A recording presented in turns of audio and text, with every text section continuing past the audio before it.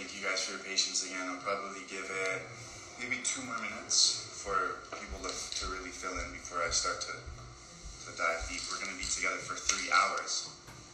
If you're like, oh shit, I don't have 3 hours, you might want to drop out now and come back and watch the recording. Hopefully I remember how to record it this time. Just joking. Jade, if you're watching, I got this. So, awesome. Another minute or so. I think there's about 20 of us here. For those that are giving the thumbs down, I've never done this before. Beautiful, that's great. That's exciting. I'm going to walk you guys through it. You're going to have everything that you possibly need. And after the experience itself, I'm going to be here for you guys. So like I said, 3 hours together. Sorry guys. Got a phone call that came in. If I put it on airplane mode, does it, will it cut this off? If I'm connected to the service, cell phone service? Anybody know that? Anyway. So, do not disturb. I put do not disturb on my do not disturb, okay. Can you save this so when you do it? Yes. If you don't have 3 hours, this will be saved. And you can watch it later. Airplane mode will turn it off. Okay. Let me, give me a moment guys, I'm going to try to put it on. Okay, did it. Thanks. Yeah. Amazing. So, one more time. If you do not have 3 hours to spend with me, then you should probably step off and go through this experience when you do have 3 hours. Because we're going to speak for a while, we're going to go through the actual experience itself, and then I'm going to answer your guys' questions, and we're going to talk about the experience. Excited to be here with you. Okay, so looks like there's about almost 20 of us in here now. I'm just going to begin. I'm going to start talking. For those that gave me a thumbs up, for those that have been through this experience before, bear with me, no pun intended, because what's going to happen is I'm going to go through a lot of things you already know, but you can imagine if you've never done this before, how good it was to be able to receive a lot of the things that came. So we're going to talk for about 45 minutes to maybe an hour. These lives will only go live for an hour, I believe. So at an hour, I'm going to cut it off, save it, go live again. And then we're going to go through the actual experience. So I'm going to have to fit in within the next hour everything that you need to know. Then the following hour will be the experience itself, and then the hour after will be the integration, where we'll go in and we'll talk about what we went through and answer any questions you guys have. I'm excited to be here with you guys. So before we begin, what I'd love to do is a moment of silence, if that's okay. And I know that some of you might not be in a silent place, but if you guys have seen recently what I just saw, the explosion that happened in Lebanon, I have some very close friends that are Lebanese. Actually, was just with them, and so I just want to kind of give it a moment before we open into such a powerful place to really just send love and light to the families that were affected and the people that gave their lives for this experience to unfold the way that it did. Yeah, I'm sure you guys have seen the videos as well as me. Crazy stuff. So if you guys are up for it, I want to do a few breaths with you guys. Let's sit up straight. Let's relax our shoulders. Let's close our eyes. Let's soften our face, and let's put our hand on our heart. Feel the heartbeat in your chest. Let's close our mouth. I'm going to keep talking, so I'm going to keep my mouth open, but I want you to close your mouth and only breathe through your nose. We're going to take a deep breath in the nose to deep in the belly, and then we're going to exhale the sound out of our mouth. Vibration of the base of the throat will look like this. We'll do that 3 times together, and then at the third exhale, then we'll sit and we'll give the moment of silence, feeling the heartbeat in our chest, sitting in that stillness and sending love and light to the people in need in Lebanon. All right, fam. So we'll take a deep breath in the nose to the belly. Let it out.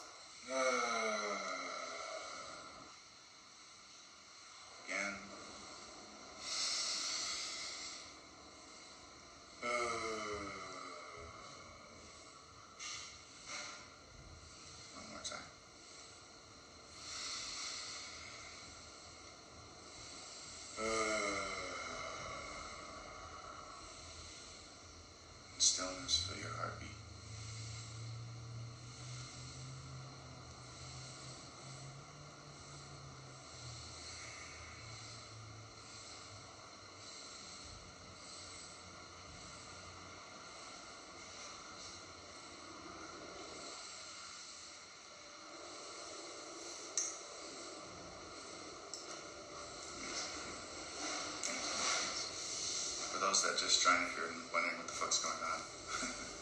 Probably gonna do a lot of swearing in this as well. I apologize, I've been hanging out with a friend who swears a lot, it's probably not. For those that just joined us, if you're wondering what happened, we just gave a moment of silence for the people that are enduring in Lebanon at the moment. I just wanted to start it off with that. Jay reached out to me right before I came on here, a few seconds before, in tears. And I'm sure a lot of you are affected in such a way.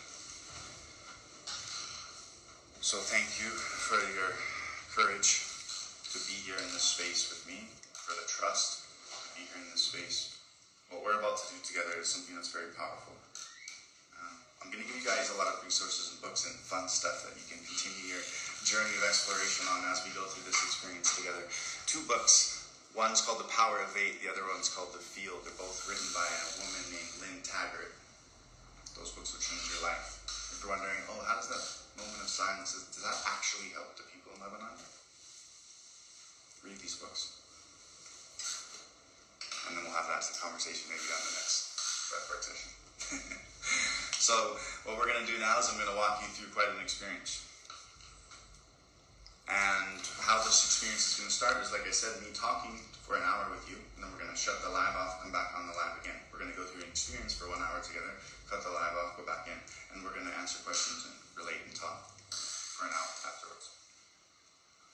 So with that being said, let's dive right into it, and let's talk about what are we about to do together, and what do I need to know to go through that experience. So this first part is just really giving you everything that you need to know. Now, I can talk to you guys for days and days and days about breathwork and the science of breathwork and the power of breathwork, and this shit is fucking magic. The experiences I've been through, what I've seen, miracles, nothing short of miracles. But I don't have time to talk to you guys about that. What I do have time for is to just give you exactly what you need to go through the experience itself. I could talk to you all day about how we're all one, but an intellectual understanding of something and a direct experience are 2 very different things. And I'm going to give you direct experience today of the magic that's available in breathwork. Before we go into it, I want to just address a few things, a few different maybe perspectives or mindsets that we can enter into the experience with to better the experience for us. The first one is the perspective of the idea of emptying our cup.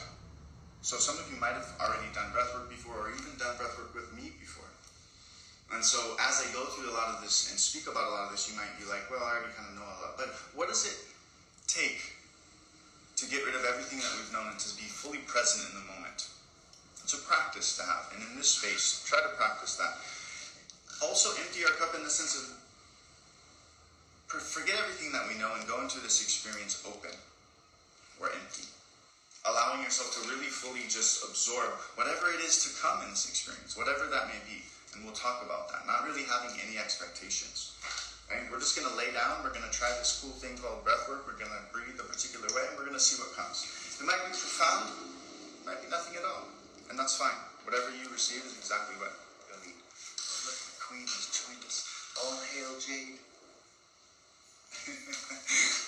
Hi, Jade. I love you, Jade.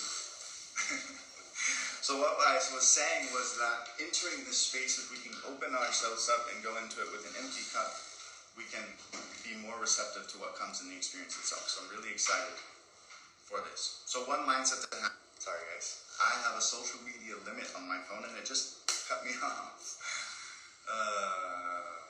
Sorry Jade, my bad. Unprofessional, I agree. So what I was saying was the mindset to go into this is to empty our cup, to step into the experience without having any expectation, just being open to whatever comes in the experience. It might be crazy, it might be cool, it might be sad, it might be happy, who knows? I don't know, you don't know. We're just open up to the potential that's available. Going into it without any expectations allows us to enter what an amazing human named Josh Waitzkin, he wrote a book called The Art of Learning. I'm going to do this a lot to you guys, so if you have a pen, cool, write this down if you have notes. The Art of Learning will change your life as well. This is Josh's story. I started to be able to work directly with Josh at a certain point in my life, and it changed my life drastically.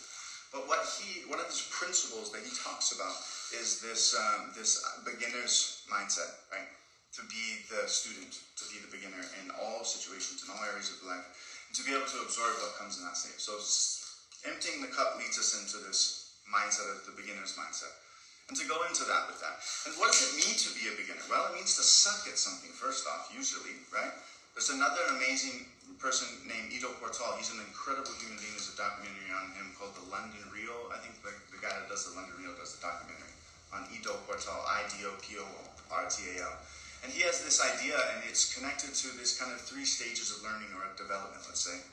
And the first stage is the most potent stage. It's because where we know nothing and we suck at it. And in the sucking is the most potent stage for growth.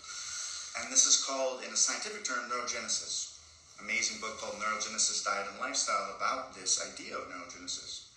And so this idea of sucking at something or being in the beginner's mindset allows us to actually step into a place of rapid growth and development, because that is the most potent space for us to create this, what they call neurogenesis, which is the production of new brain cells, and also the neural networking, new networks that are happening.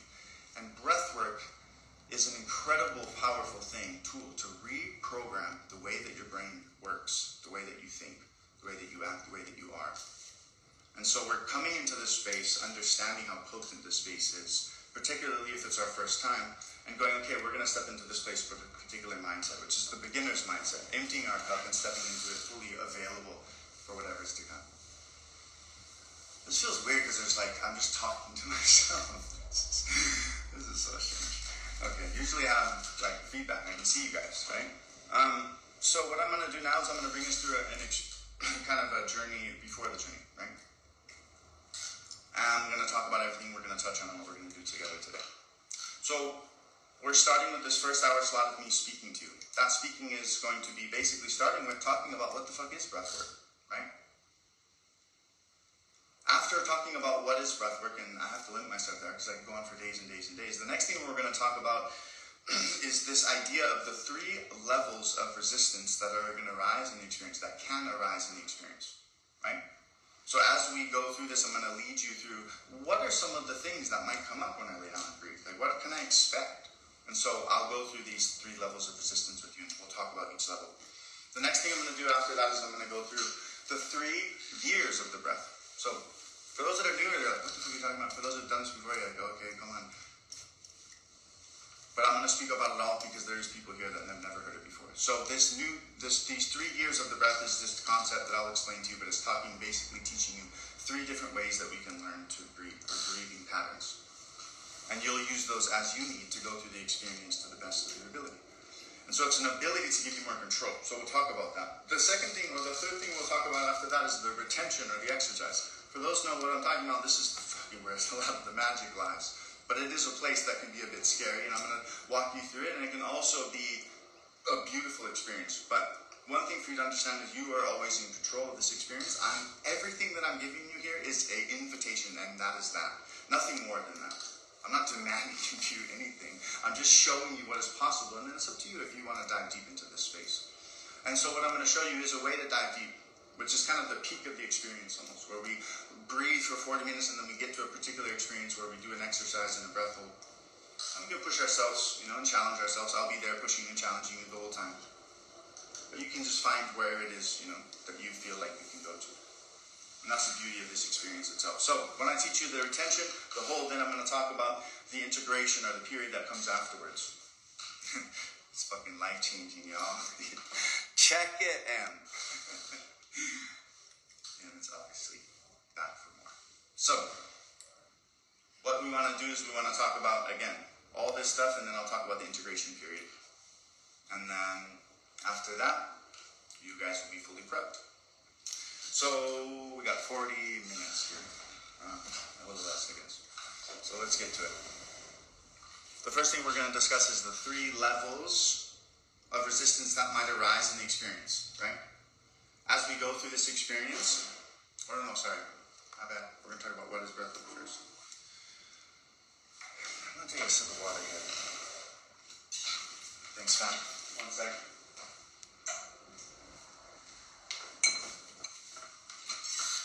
What is breathwork? Why are we all coming together to do this thing called breathwork? So like I said, I have to limit myself here because I can talk about this for. I see a check, take a check. I can talk about this for so long, so I have to really understand that it's 2:19 and I can give myself just few minutes in this space. What is breathwork? Well, I love to start this by starting understanding, before we talk about what is breathwork, we talk about maybe the importance, or understanding the importance of it by understanding the fundamental need for breath, right? I tell people all the time, what is the most essential thing for a human being to survive? And all the time I get answers like, oh, duh, food, water, this, that. Drink water, yes. See? And very rarely do people say breath. But of course, if we're in this space, we're in a breathwork space, people are going to say breath.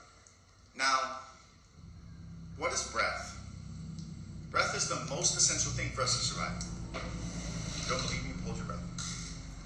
And so there is a potency to this thing called air, or this thing called breath, right? And as we use and learn to use the most essential thing for your survival as a tool, your fucking life changes drastically. Take it from me, my friends. To learn to master your breath is to learn to master your life. And as we bring our awareness to the breath, we learn how to, I don't want to say control, but I like the word, we learn how to kind of navigate. It reminds me of being on the ocean, or let's say we learn how to surf the waves that come. What are we actually doing? There's a lot of different things and different levels we could approach this. We could talk about it on a physical level. What's happening physically in the body, in the brain, in the body, in the physiology when we're doing this? Talk about it at kind of an energetic level. What's the energy that's scientifically proven but can't be seen that's happening? The electromagnetic energy that's happening, which is a really cool study I read recently on this, around that. So we could look at it at that level. And then we could look at it at a spiritual level, right? Even deeper stuff that we're very less aware of, or a lot, maybe some of us. And what's happening on a spiritual level? So what's happening in the body, what's happening in the energetic bodies, the more subtle frequencies, and then what's happening in the spiritual realms when we do this. So I can talk about all those things with you. Like I said, I don't have the time. But we're really learning, right, to navigate the physical body and the experience of being human. To navigate the subtler energies of what it means to be in this experience. And to navigate the spiritual energies or the spiritual experiences that are available in the experience itself. So what is breathwork? At its essence, it's the ability to learn how to control the internal energies of the human experience. What do they call that? In India, they call it prana. In Hawaii, they call it, where I'm from, they call it mana. It is the life force energy. You go to most indigenous cultures and most places around the world, there's a name for it, right? They've recognized that there is an energy that is present in all things, right? Of this life force energy, we can learn to play with. We can learn to dance with in our experience of being human. And it's a fucking beautiful thing when we do this. And I'm so excited to lead you through that dance today. And to see what comes in for you on all levels. So, at its essence, breathwork is the ability to learn to train yourself to control the internal energies of prana, or of mana. Now, what is the root of breathwork? Breathwork is ancient. In the most ancient society that exists, is still present, is the Vedic, the India, the East. And in this Vedic knowledge comes this information. So there's a lot of labels that you've probably seen breathwork have, whether you've heard of Wim Hof, or holotropic breathing, or transformational breathing, or heart-centered breathing, or Tumo breath, or whatever it is. There's so many different names. But it's all the same thing. It's just different patterns, learning to control different energies that give you different outcomes, right? So I could teach you guys all different types of breathwork, but I'm only going to teach you just one particular experience that I'm happy to lead you through. So, what is breathwork? Breathwork is the ability to learn to control the life force energy that within the body. Where does it come from? Well, it comes from very, very, very, very, very, very, very, very long time ago. Ancient, way older than Jesus Christ, way older than the Bible. This is the oldest shit we got, fam. This is technology. This is knowledge, information. They say knowledge is power. No, knowledge is not power. Knowledge is potential. And today we actualize the potential by taking the knowledge and putting it into being. So I'm going to give you guys some of that knowledge. I wish I could talk to you more about what is breathwork. I could just go on and on and on and on and on. I could talk about my experience and all this kind of shit, but I'm not going to. I'm just going to tell you, why are we here? We're here to learn to control. Or maybe that's, again, control is too strong. We're here to navigate, to ride the waves of the human experience by learning to use the life force energy that we are. Okay. So we just talked about, for those that are just joining now, I think 2 just joined. Hi guys, what up? We've just gone through just a little bit of an intro. Then what we did is we talked about what is breathwork. And to break it down into a sentence, breathwork is the ability to control the life force energy within our body.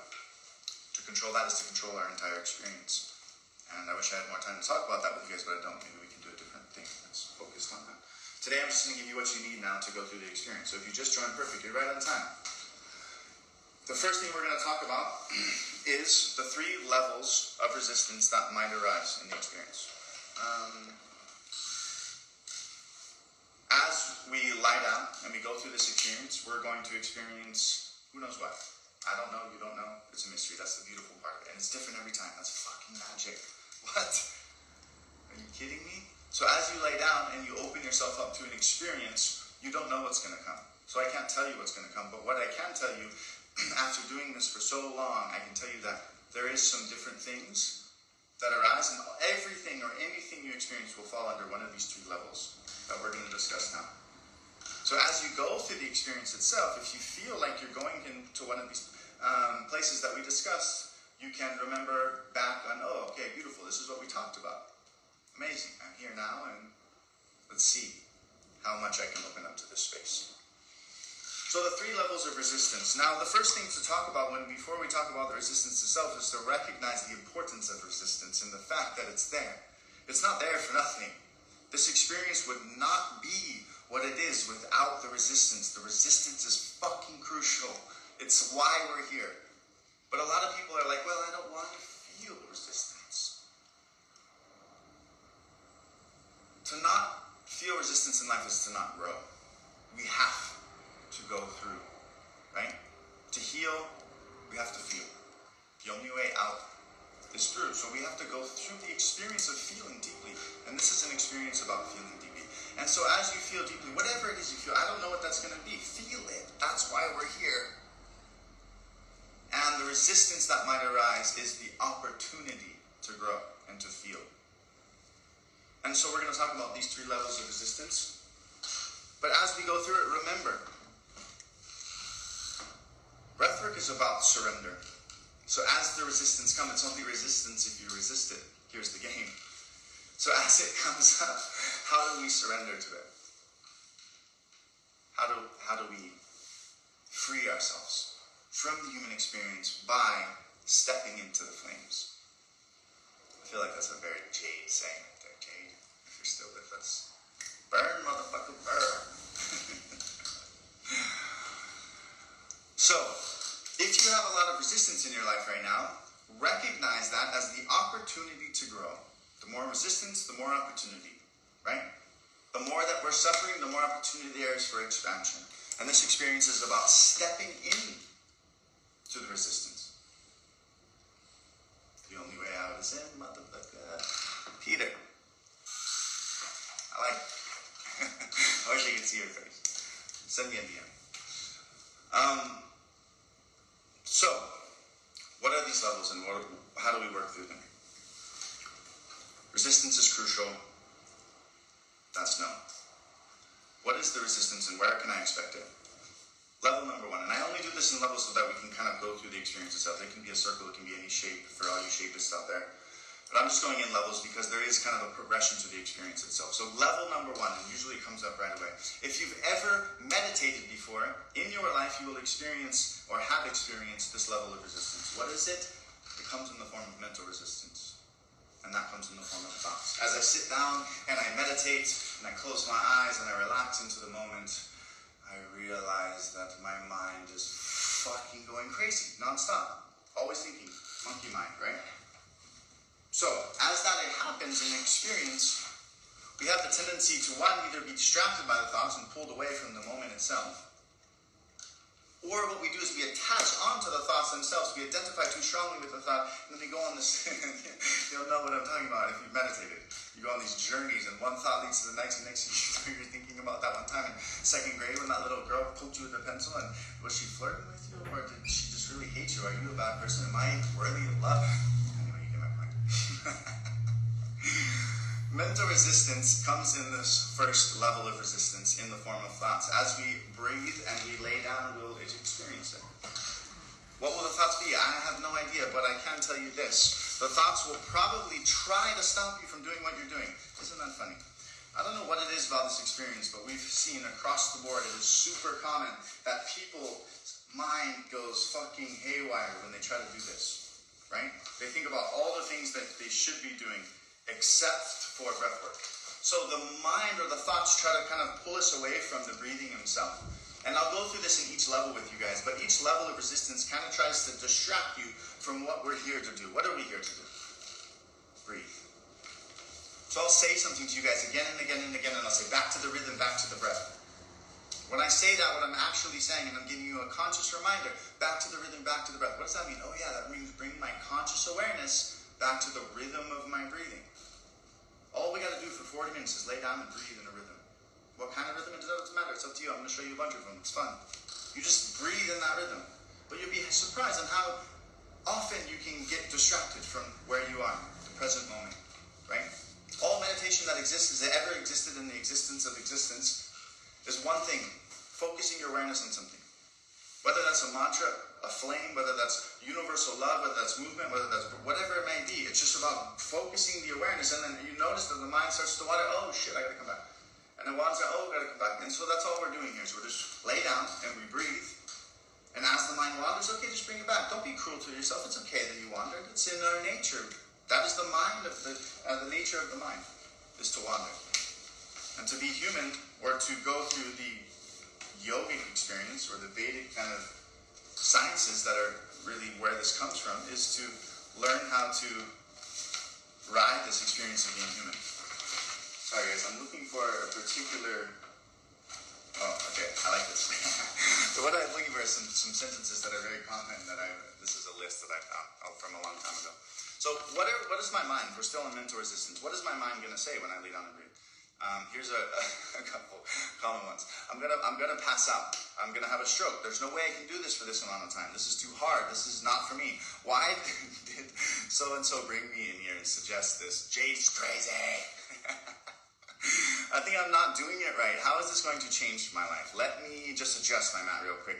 I need to scratch my nose or shake my hands. I feel weird. Something is wrong. Oh, I can't be right. This can't be right. Oh, my mouth is so dry. Oh, my stomach hurts. I feel sick. This is stupid. It can't work. Oh, no. So those are some common thoughts that come up in the experience.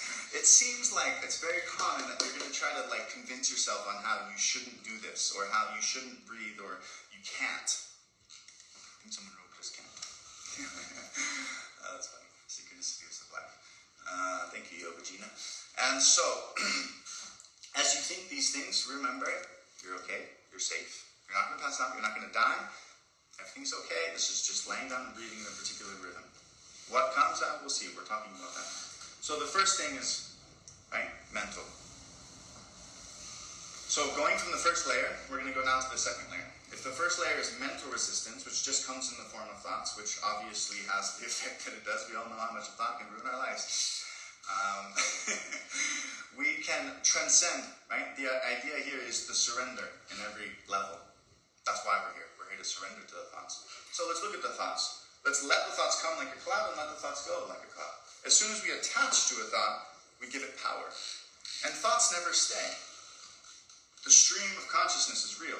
So if you have a problem in your life, right, it'll never stay unless you reinforce that problem with internal narrative. But we're getting sidetracked here. We're here for breathwork, not for other rants. I digress. So, the second layer, from mental resistance, now we're going to go into physical resistance. Alrighty then. This gets a bit harder for people. right? As we go up, like I said, I'm doing this in levels because I think it kind of progresses as far as the challenge or the resistance available. But like I said, as we go farther up, the more potential, right? So as we overcome just the mental resistance, okay, that's cool. That's mastering the mind. That'll change your entire fucking life, absolutely. The second level is now physical. How do we master the body? Some of us know that struggle well. Some of us not so well. Doesn't matter. But this is an ability to master the body in a particular way, through mastering the mind as well. So as we go into the second level of resistance, which is physical resistance, this can be more of a struggle for individuals, particularly with people with control issues. Which used to be me. And what happens here is there's more potential for growth. Because what can happen is we can start to feel things within the body, physically, that maybe we've never felt before. We're starting to kind of lose control of the physical sensations that are arriving or being in the experience itself. And that can be a bit scary for people. If you've never done breathwork in your life, I know some of you gave me thumbs down like you've never done it with me, but if there's someone here that has never done breathwork in their entire life, perfect, beautiful, welcome, my friend. This is a powerful experience for you. But you will probably feel things in the body you've never felt in your life. Physical sensations, I'm saying. And we're going to talk about that. What could that be? And how do I move through that or work with that? So the first, on a spectrum, let's say, on the spectrum of physical sensation of anything that you've ever feel in the human experience, where are we going to land? Well, I have no fucking idea. And you don't either. So we're going to land somewhere on the spectrum. On one side of the spectrum is pleasure. Physical pleasure in the body. Now that can come in many shapes or forms, right? Someone rubs your ear a little, oh, that's pleasurable, that feels good, that's a sensation, that feels good. Or you feel a light breeze on your body, oh, that's a sensation, that feels good. We label that sensation as good. Or pleasure, we could say. So as there's not much of a problem with people accepting pleasure. People love pleasure. Come, please. Welcome, my friend. I give you hugs. So on one side of the spectrum, we can really experience physically in the body, right, lots of pleasurable sensations, physical sensations in the body that are very pleasurable, all the way to the spectrum of orgasmic. I've literally led people and watched people have, men and women, 40-minute full-body orgasmic experiences, where they said that was 10 times more than an orgasm ever has been. How do you get that lucky? I don't know. That's a good fucking question. I'm still thinking that myself. But it's possible, and I've seen it, and I've actually experienced a lot of people go through it. Sometimes, here we go from laughing to a bit deep, but sometimes what I saw is that particularly women and men with sexual abuse or trauma as a child sometimes will go through experiences because what happens is that their experience of pleasure has been tainted by that trauma itself. And so they have a hard time accepting pleasure or being in that pleasure. And I'm not a professional in this space in any way, so please don't quote me on any of this. But this is just from my perspective or opinion. And so they really have to suppress pleasure. As a woman, they're told it's not okay to feel pleasure fully, to fully express pleasure, right? To be this kind of, wild woman in a sense. That's frowned upon. And so women suppress pleasure. They suppress, right? And they kind of confine, it seems. My friend, my beautiful queens, let your wild woman out. If you feel pleasure in the body, feel it fully. Don't suppress it. This is a space for you to feel. And so if you do feel pleasure on that side, if you're a man, you're probably going to agree, yeah, this is amazing, probably not too hard to explain. I don't want to be a sexist here, but if you're a woman, if you do have the resistance to pleasure and it's coming, and you feel the resistance, let it be. Surrender to that. Be a wild woman. Thank you. And so one side of the spectrum, not too hard to, well, depending on your sex, I guess, not too hard to accept. But maybe it's a lot of a struggle, who knows? On the other side of the spectrum of pleasure, pain. Most of us don't want to feel pain. We run from pain. Our entire life, there's philosophies, there's books on this. Our entire life is either going in the direction, right, is basically avoiding pain and going towards pleasure. Everything you do in your life is kind of based off of that. So we have this tendency to run from pain. But pain in itself is not a bad thing. Pain is just information. And so as we experience pain in the body, whether it's physical, emotional, whatever it may be, it's an opportunity, it's information that is available for us to use, to work with. Codes are being given to us, right? And so it's an opportunity to really experience pain. Now, pain is inevitable. Suffering is an option. But if you experience either pain, well, let's talk about a physical experience here, because that's where we are, in the physical realm, right? So on the spectrum of physicality, of sensation, one side of the spectrum, pleasurable, other side, right, painful. If we're experiencing pain in the body, what does that look like? Where can that happen? What's happening here, which I'm going to talk about shortly, is a lot of different things physically in the body. But what can happen is, basically, we understand when you start to study trauma and you start to study these different levels of epigenetics in these different realms, you start to recognize how stress or trauma, or whatever you want to call it, emotion, is stored in the body. And as we take the life force energy that surrounds us at all moment and we flow it through the body, as we create this cleansing, what happens is that life force energy brings light to the areas within the body that are probably stagnation, right? Or stagnant with that energy, and that can use help. Now, what does that mean? And we'll talk about that afterwards on the third hour. Oh, I experienced this, or there's pain here. What does it mean? What does it mean? We'll get there. First, just recognize that there is pain in the body, physical sensation, pain. A few things we can do. Number one is to move the energy yourself. Use your hands. Say if I have pain in the shoulder or in the neck, right? So use your hands to work the pain. As you're breathing, you're still in rhythm, but you're working through. You're massaging, right? You're using that energy to flow through. You can move as well. People kind of feel like they need to lay down and they're going to stay stuck and they can't do anything. And so how am I going to, no, move the body. Stretch, right? Do that. Move through the experience. Move the energy. That stagnant energy, if you're feeling pain, move through it. If it gets unbearable, just stop. What do I mean by that? We're going to be breathing through the mouth. If at any point in time, any of this resistance becomes too much and you're like, nah, fuck that, fam. Beautiful. Shut the mouth. Breathe through the nose. After a minute or two, you'll be right back into your normal waking state of consciousness. Thanks for coming. Have a good day, my friends. But if you have an experience of pain, realize it's information. Lean into the sharp edges until they stop. And so the pain is a guide for us. Now, if you have an injury, I broke my arm 2 days ago. Well, you're probably going to feel some pain there if you're flowing the energy through, right? So recognize that too, as well. If you have injuries in the body, it just brings light to those areas. What does that mean? We'll talk about that at the end. Okay, so we're using the life force energy and it's bringing light to areas in the body. So physical sensation. The very last thing I'm going to talk about when it comes to physical sensation is this understanding of what they call tetany. What is tetany? Tetany is basically involuntary muscle constriction. What? What does that look like? It's basically your muscles cramping up and not being able to uncramp. Ow, that hurts. Yeah, well, it can be a bit uncomfortable for sure. Well, why do we experience tetany in the breathwork? Well, within any moment, given time, we're always fluctuating within a box of carbon dioxide and oxygen. Every time I take a breath in, it's oxygen, and I use it, carbon dioxide is the output. It fluctuates like this within a box, not a normal waking state. But as we start to intentionally breathe, bring awareness to the breath, and use breath as a bridge to access the internal physiology, what's happening is we're starting to fluctuate these levels outside of that normal box. What happens when they fluctuate outside of the normal box? Well, one of the things that happens, along with everything else that you're going to experience, can be tetany. What is tetany? Tetany is involuntary muscle constriction that comes from having a low CO2 tolerance in the body. Most of us have it. Very few of us have a high CO2 tolerance. And I'll talk about that later. But basically, as these levels fluctuate, because we have a low CO2 tolerance, right?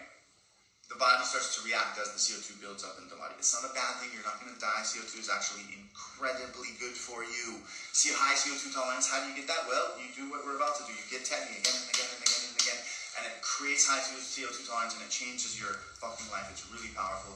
If you want more books on that, read Breathe by James Nestor or The Oxygen Advantage by Patrick McEwen. Both are mind-blowing. They give you the science of nasal breathing, nitric oxide, and all the benefits and how you can change your whole fucking life by simply shutting your mouth. What do you know? Who would have known? I should probably shut my mouth, but I'm here with you now. So, second level is physical. Tetany is something that can come in the experience. Why does that come? Because the levels of carbon dioxide and oxygen are fluctuating. How do I work through it? Well, here's the mind-blowing part. What I've seen is you understand that tetany is a physiological response that's coming. But I've seen mind over matter, which is the psychology, overcome the physiology. Which, okay, that makes sense to us, right? And so, I've seen people have the physiology reaction of tetany really bad, and then I've seen basically just it disappear. And someone just overcome it. Now, just because I've said that, if you get tetany really bad, don't try to overcome it. As soon as you try to overcome it, then you're going to get stuck in it. The secret is to surrender. And in their experience, that's what they said. They said they surrendered, and it went away, which is crazy, pretty crazy. But it shows mind over matter, right? How our psychological experiences can dictate or even change our physiological experiences, which is a pretty cool thing. Or maybe I'm just a nerd. And so, how do we deal with tetany? Well, you just let it be. As whatever you're feeling in the spectrum of, whether it's incredibly pleasurable, incredibly painful, what do? We surrender. Right? We let whatever is be. And as it is, it is. And we surrender to the experience. And we remove ourselves and we realize we are not the mind, we are not the thoughts. Right? We are not the body.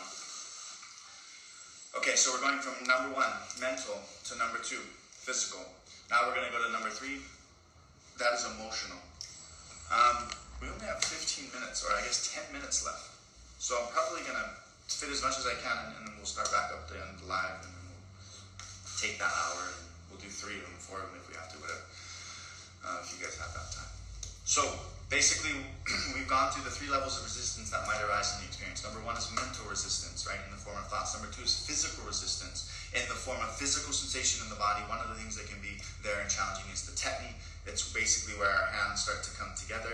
They'll get locked. Our hands will lock up like this. For those that don't know what I'm talking about, it's like lobster arms or zombie claws. Sometimes our hands get pulled up and then we hang on our chest and we're like, what the fuck? So if that comes, go with it. It's not bad. You're not going to get stuck like that. It's okay. As soon as you start to breathe through your nose again, come back to a normal waking state. The levels will fluctuate, come back down into the box. The tetany goes away. Okay, the very last level is emotional resistance. Now, this is something that's not always present for everyone's experience. Number 1 and number 2, usually, you probably will feel mental resistance and also probably physical resistance in some shape or form. But the emotional resistance is something that isn't always present. Now, what I've observed is that it's usually present in the people that are willing to go the deepest, willing to try, willing to breathe deeply, willing to challenge themselves, willing to feel deeply and dive and lean into those sharp edges. And so with that, you can start to recognize that this experience itself can be a very powerful thing when you do lean into those sharp edges. And the emotional experience itself can be a very, very powerful space. So that's what we're going to talk about. What is the emotional resistance? Well, like I said before, we understand by studying trauma that emotion is stored in the body. Memory is stored in the body itself. And so those traumas that we experience, whether they're epigenetic traumas that have been passed down transgenerationally, and we don't even know or aware that in our coding, and I'm not going to go dive into that, but that's a fascinating space that I love. So that, whether it's the pre-code that you fucking got before you even had a thought, or the trauma that accumulates over this lifetime, we have that stored in the body. And as we open up this experience, one of the most powerful parts of this experience can be the emotional release, which means we are allowing ourselves to surrender fully to the experience and allowing ourselves to express fully in every moment. As the emotion comes, we're not afraid to scream, we're not afraid to cry or laugh or yell or make weird noises, whatever that emotion may be. I don't know what it is. Usually people hear emotional, they think, oh, that's crying, that's sadness. No, emotion is in the spectrum. It could be bliss, it could be joy, it could be whatever it needs to be. And that's what it will be for you, whatever it needs to be. So whatever you experience, whatever emotion you're experiencing, feel that shit. Don't fight it, don't resist it, don't push it away. If you want to laugh, laugh. If you want to cry, cry. If you want to yell, yell. Do whatever you need in the moment to be fully expressing the emotion that arises. So often I see emotion come up. I'll be watching a client go through the experience. It'll come up, be right on the edge, and they'll fucking swallow it and push it down because they don't want to cry in front of me, or they don't want to yell, or they don't want to laugh, or whatever it is. Let that shit out. That's why we're here. So if the emotion does come, and it may not, and if it doesn't, it's not a bad thing. You're going to get exactly what you need. But if the emotion does come up, let it come up. Express yourself fully in that moment. right? So level number 1, mental. Level number 2, physical resistance. Number 3 is emotional resistance. The idea in all 3 levels is to surrender. What does that mean? That means being able to sit into the place of the observer, of pure consciousness, of just awareness, before the ego, before the self, before the body, the minds, the thoughts, or emotions. Be in a place of simple observation. And just see as things come in your experience, right? As the emotions arise, as the thoughts arise, as the physical sensation arises. And you do this for years and years and years and years, and eventually you recognize, wow, I'm not the thoughts or the mind or the emotions or the body. Why? Because I can fucking observe them. The fact that I can observe the body, or that I can have a conversation in my head, the fact that I can observe an emotion, shows that who is the one observing? And for me, the peak or the experience that can be had here is the simple experience of removing yourself from the self and being in pure consciousness and awareness and just seeing how this beautiful thing called life is so complex and unique. But how I'm none of it. I'm not the thoughts. I'm not the body. I'm not the emotions. I'm not the thoughts. None of it. Okay, so we've gone through the 3 levels of resistance. And we recognize that the goal here is to surrender. How can we step into this experience and challenge ourselves to feel the resistance and as it comes, surrender, right? What are we actually doing there? On a long term, what I'm about to show you is not a one-time thing, it is a practice. It's something that you do repetitively, again and again and again and again and again. And what we're doing in that is we're activating our sympathetic nervous system and we're training ourselves in that space. We're actively stepping into the lion's den again and again and again. And we're building resilience in what I call to build the buffer, which is that space I just spoke of. Okay, so I think we're 9 minutes or so away from having to cut off and restart. And I'm going to continue because I still need to talk about quite a few things. So, I'm going to just finish by saying the 3 levels, we talked about what is breath, we talked about the 3 levels of resistance that might come up in the experience. Now what we're going to talk about is the 3 gears of the breath, right? And hopefully in the next few minutes I can explain this to you. If you forget everything that I say, it's okay. That's why I'm here. I'm going to talk to you the whole time. I'm going to be speaking to you the whole time. I'm going to be reminding you of things the whole time. So you don't have to take all this in, but just let it be there so that when it triggers in your experience, you go, oh yeah, that's this. He just said that. Okay, I'll go back to that, right? Okay, I'm going to show you the 3 gears of the breath. I'll probably talk about the gears of the breath, and then we'll just see how long I have when I actually show you in the next one. So what is the idea behind these 3 gears? Anywhere you go in breathwork, and you learn breathwork, for the most part, they'll teach you one modality of breath, one way to breathe. And they'll say, this is the way to breathe. Do it for this amount of time. There might be some intervals, some breath holds, who knows. And then they'll put that stamp on and say, this is Wim Hof, or this is holotropic, or whatever this may be. Beautiful. The reason they only teach you one way to breathe is because that's all you need. You don't need anything else. That's it. You lay down on your back and you breathe a little above normal for an extended period of time, you're going to have some type of experience. Absolutely. What I'm going to show you here is multiple ways to breathe. Why is that? Well, there's a kind of a key reason for that. And this isn't something someone taught me. This is something that I've just come across. And that's why what I teach is unique. Nobody else teaches this because this is something that, again, I don't own. I'm not going to stamp it and be like, this is Sky Bear's method like that. This is just some patterns that I've come across that have helped me in this space that I'm going to teach to you. Why multiple patterns? Well, you can imagine we're going on a journey from A to B. A is when we jumped on the Zoom and B is when we jump off. And at a particular moment in this journey, we'll go through the experience that we're speaking about. And in that journey, there will be hills. What are the hills? Well, the levels of resistance that we just talked about. As these levels of resistance come, or the hills come in our experience, we're imagining, again, we're not the car, we're the driver. Or we're not, let's just say the bike. That's easier. Look, we're not the bike, right? The bike is the vessel, like the body. We are not the body. The body is the vessel. The body is just food. But we're in the vessel, and we have control over the vessel to a certain extent. And so, as we're on a bike and we hit a hill, and the experience gets harder, what do? We downshift, right? As we downshift, we can go up the hill more proficiently. So the gears of the breath are about going through the experience, so let's say learning to ride the waves. Different analogy, absolutely. But learning to ride the waves that come by learning to, let's say, maybe switch the stance on the surfboard or switch the gears on the bike. What do they call that? Adaptation. How do we adapt in the moment? How do we know these different patterns and be able to adapt in that space to better get through the experience?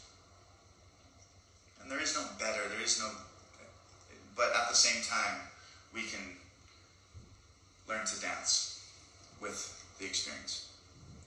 And the dance is in the shifting or the changing, right? What is dance but movement?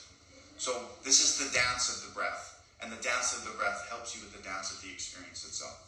So I'm going to talk to you about 3 gears. Gear number 1, gear number 2, and gear number 3. Gear number 1 is going to be the easiest gear, the gear that we started. Very simple, right? Breathing slowly in that gear. I'll show you what that is. And then at some point in the experience, I'm going to invite you. Now, understand this. You don't have to change gears. You don't have to shift gears. Whatever you need to do in the moment is what you're going to do. So I'm just going to invite things at times. And you can follow that invitation or not. It's up to you. Stay in first gear the whole time. That's cool. So, first gear is the easiest gear. Second gear is where most of us will shift into, and we'll be in second gear for a majority of the experience itself. After second gear, the third gear is quite extreme, but I'm only going to show you that because it's going to be the last 30 seconds of 40 minutes. So for 40 minutes, we're going to breathe. For 30 seconds, we're going to breathe in third gear. Really intense types of breathing. And that's going to basically lift our experience to a particular point where then we do the retention, the breath hold, and everything that I'll talk about afterwards. But the next component or section of this is the 3 gears of the breath. So I got a few minutes. What I'll probably do is give it a few extra minutes, cut off, we'll come back on the live, then I'll show you guys the actual gears, talked about the retention, talked about the integration, and then we'll begin. Sound good? Are you still with me? Okay, so gear number 1, gear number 2, gear number 3, this is an ability to shift through the experience itself. Then I'm going to show you that retention again. Probably just going to set this up for now so that as soon as I start again, we can go right into it. I'm changing the screen just for now, guys, so I can show you the gears of the breath. Physically show you as I lay down how I'm going to breathe. Cool. I'm also going to take my shirt off because I have to show you, I don't have to, but to show you the stomach movement, which is super important in the experience itself. So, alright.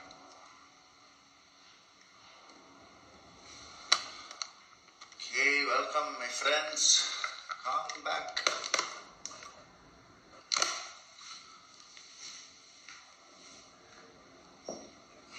Can you guys give me some thumbs up if you can hear me?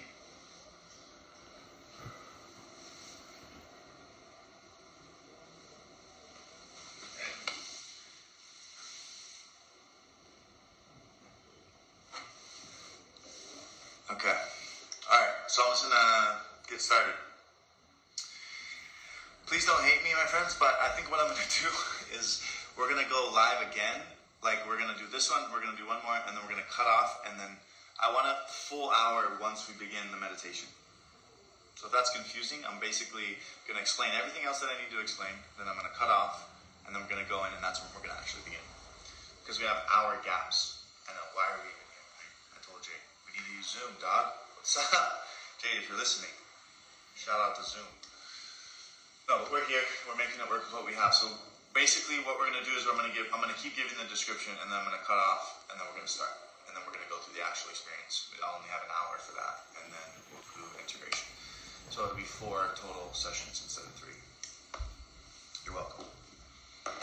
All right, so now we're just going to go like this, and then come over the jumping around. All right, stop looking around. So I'm going to give you guys the 3 gears. Here we go. Gear number 1. I'm going to start in gear number 1. Gear number 1's the simplest gear. It's basically a double inhale to exhale. So I'm going to show you what that looks like. Okay, Casey, dope. If you need a dip, yeah, people need to go, that's fine as well. You can watch the recording. I'm going to save it. So we're going to go into gear number 1. Gear number 1 is breathing into the belly, breathing into the chest, and then exhaling out the mouth. Now, in all 3 of these gears, we're going to only breathe through the mouth. So everything that comes is going to be through the mouth. So we take a deep inhale through the mouth, and we're going to exhale through the mouth in every single gear. I'm going to talk to you a little bit about the technique and the difference between what I call a release and a push, but we'll go into that while we go into the second gear. So for the first gear, I'm going to show you just how to do it. We're basically breathing all the air into the lower stomach. So notice how if I breathe into the diaphragm, right, my stomach will go up. It'll look like this. Notice how my stomach fully expands with air, right? And then when we get to the top of that, we would think that that's the top of the breath. Watch this. Like, I can't take any more breath in, it's full, right? But we actually have another 15% on top of the lungs here. So it looks like this. Fully expanding the diaphragm, fully filling the belly. And then, notice how I transfer all that up into the chest, and I can get way more air in, right? Or another breath. So in, and then let it go, right? So slowly, we can look in, let go. If you want to practice along, we can. So we can put one hand on the stomach, one hand on the chest, either or. Into the stomach, into the chest, release.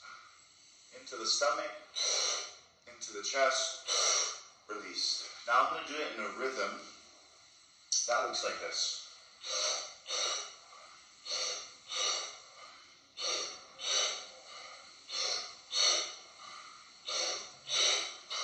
Beautiful. Now in each gear, the intensity of the gear can vary.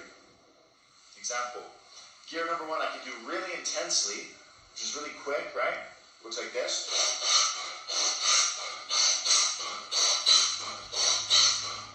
Or I can do it really slow.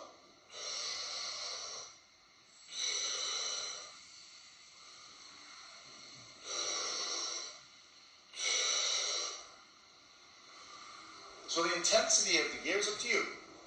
You use what you need.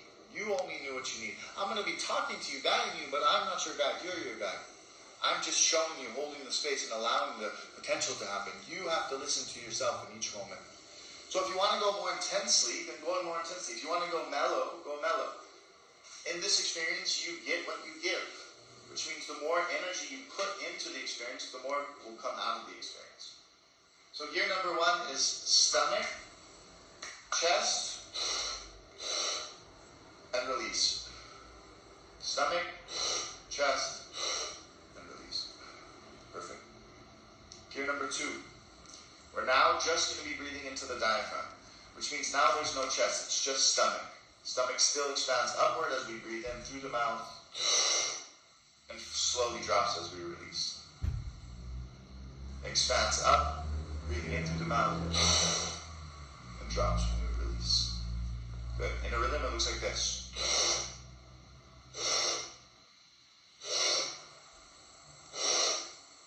Again, it can be really quick, or it can be really slow.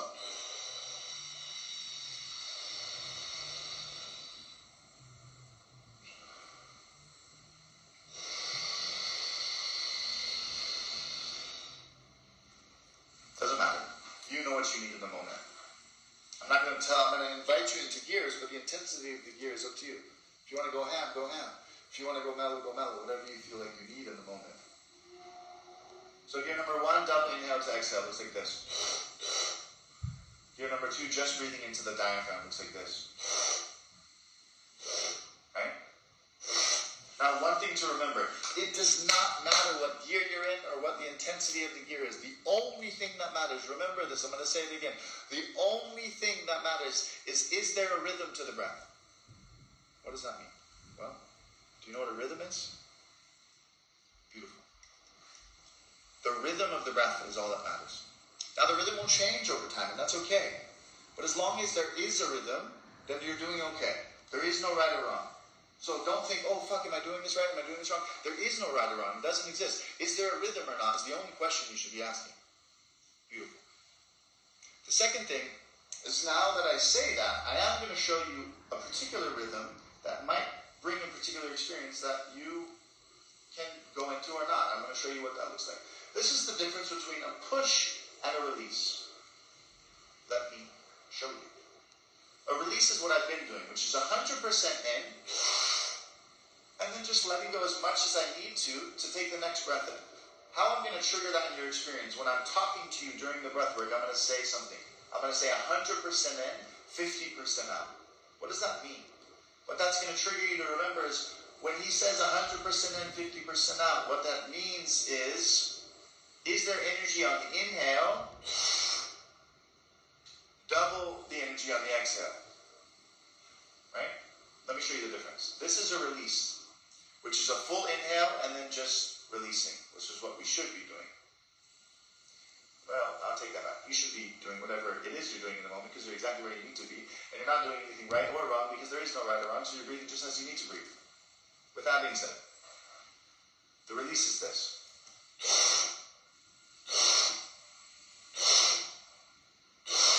Notice 100% in. Notice how much energy is on the exhale. Nothing. Now, that takes time to train. Most of you will be like this. Good, that's still twice as much energy on the inhale. Some of you, you're going to laugh at this, but some of you are going to end up here. And it's okay, this isn't wrong, but I'm going to talk about what this can bring. The exact opposite, which is 100% out, 50% in. What does that look like? That looks like this.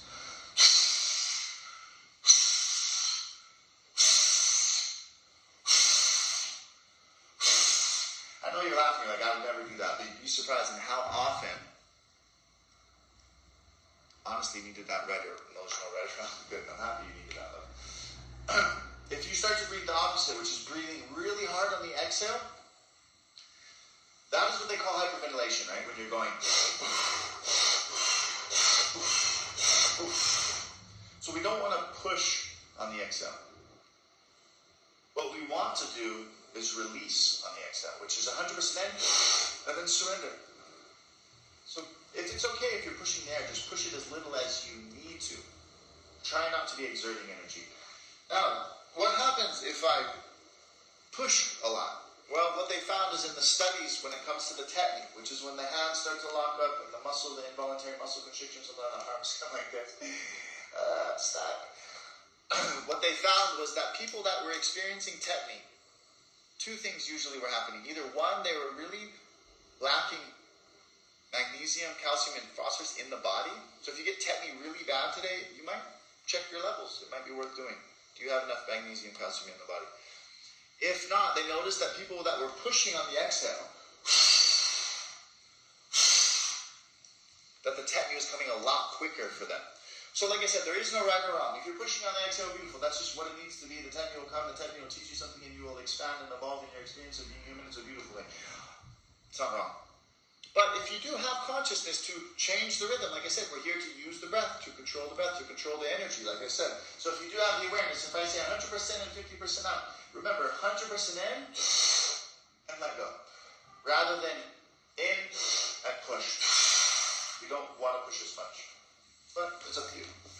Okay, gear number 3. Sorry, we're not done here. Gear number 3 is quite extreme. There's a lot of resistance to gear number 3 for two reasons. Number one is the physical exertion that it demands of you to breathe like this for a period of time. It takes a lot of energy to do this. Number two is the mental construct in their head around making weird noises. Think about that right now in your reality. Think about going into a public place and making a very strange noise. Yeah, that's what we call resistance. So, what happens is when you start to make really strange noises, whether I can hear you, which I can't on this because it's Instagram Live, or your neighbors or your parents or your boyfriend or whatever, your dog, trying to let go of that construct. If you make weird noises for the next 2 hours, it's okay. You can explain to your parents later that it was my fault. Sky Bear living through breathwork.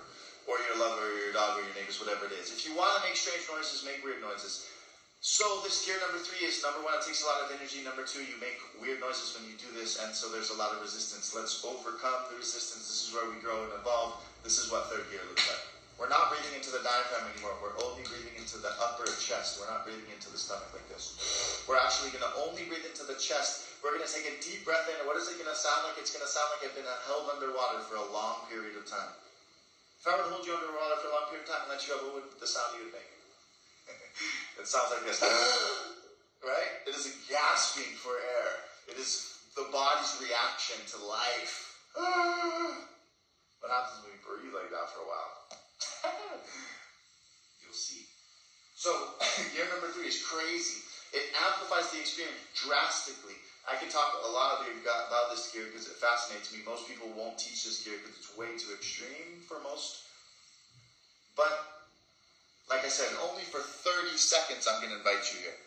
If you don't want to go here, you don't have to go here. It's all good. No worries. Just stay in second gear. Intensify whatever gear you're in the last 30 seconds. But if you do have the courage to go into this gear, do it. It'll amplify the experience and it'll build the experience up to get to a place where then we'll go into that next layer, which I'll talk about very shortly.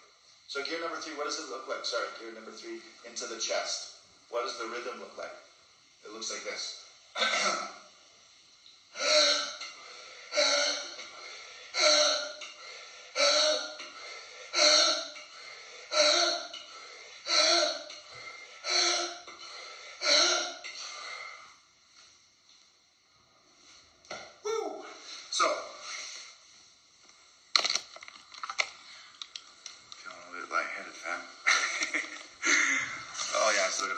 So I'm not getting up. I'm just going to change the view for y'all. So, gear number 3, quite intense. Hard to breathe like that for a long time. But only for 30 seconds you can do it. I'll be pushing you. So when we get to the level of, when we get to the last 30 seconds, I'll say, all right, it's time to go into third gear now. Let's all intensify our breath. If you don't want to intensify your breath, that's fine. You don't have to. If you do, intensify your breath. If you want to go into third gear with me, go into third gear. Let's do it. For 30 seconds, we'll breathe that way. Notice on the exhale on that third gear how I make a or a sound. Why do I do that? Well, it's interesting because when you breathe this way, it's hard not to go. So what happens for me is I interrupt that with a or a. Now I still have to get the air out. Is that actually working? I don't know. But it's just psychological. What it looks like or sounds like is this. Notice how it's like a lot of it and like I said, the easiness, the release, the surrender on the exhale. All right. Gear number 1, double inhale to exhale, right? Stomach, chest, release. Gear number 2, just breathing into the diaphragm. Pumping the diaphragm up and down. 100% in, 50% out. 100% in, 50% out. Beautiful.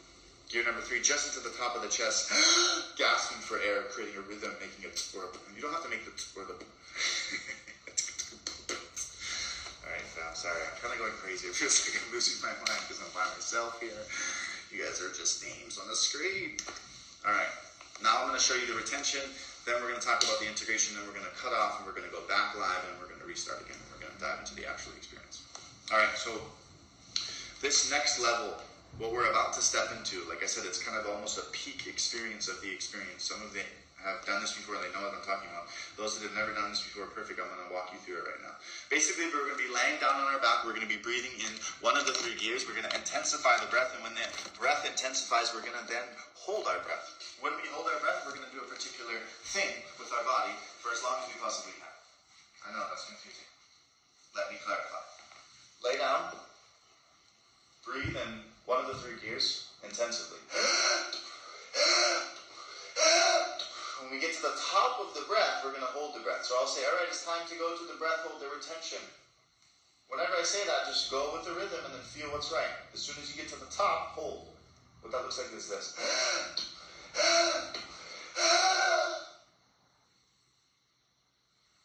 Okay, I need to talk, so I need to hold my breathe. But the most important thing here is that you hold your breath. A lot of people do the exercise, but they don't hold the breath. That defeats the whole fucking purpose. So if you forget to do the exercise, but remember to do the breath, that's okay. But if you forget to hold the breath and remember to do the exercise, that's not okay. Well, it's all okay. Whatever happens, happens. It's all meant to be. But if you can basically hold the breath, that's the most important thing, okay? The second part is the exercise, or the retention that we create with the breath held. So what does that look like? As we breathe, then to the top of the breath, hold, and we're basically with the breath held, and that's the most important part. We're going to lift the head, the shoulders, shoulders, and the legs will be flat.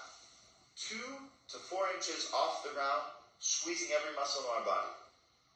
Wait, what the fuck? I know, it's weird. But, trust me, it's fucking crazy. I'm going to talk about it after this. So basically, you're going to be laying, breathing.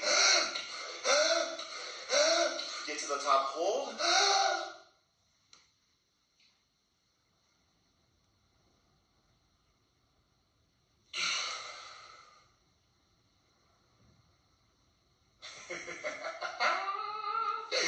It's crazy, y'all. So once you hold your fucking breath and feel whatever you're going to feel, one of 3 things is going to happen. I know I might sound like a madman, and I might just be a madman. But I'm a madman that's here to help. Okay, so as you hold and squeeze the body, one of 3 things is going to come up. Number 1 is, I'm sorry, I promise I don't have corona.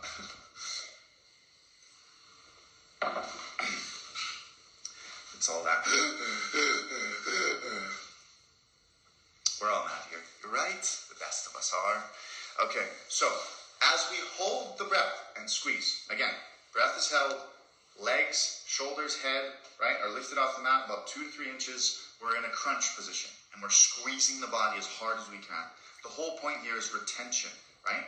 We need to squeeze and create retention. The breath held is also retention.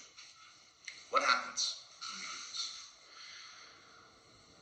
I'm not going to share my personal experiences with you yet, because this shit is so fucking crazy that you would think I'm a madman. I know you already think that, but like, trust me, after I tell you this shit, you're going to be like, no, this guy's losing it. So, what I'm going to do is I'm going to wait until you go through the experience, and then I'm going to tell you my personal experience. It's not going to be the same as yours, but I'm going to show you the potential, or I'm going to talk about the potential that could be had in this space. What I'm going to say right now is there's a lot of potential here. I know I'm amping things up again. You might just like breathe and be like, hold, squeeze, cool, now I got a headache, that was cool, I don't know what all this hype's about, Skyfair, what the fuck.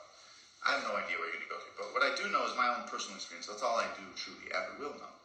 And through my own personal experience, I've noticed that some magical fucking miracles can arrive in this particular moment in this breathwork. Now, what does that mean? Again, I'm not going to go into it, but what I will say is there's a lot of crazy fucking stories that I can tell you about people having magical, mystical experiences in this space right here.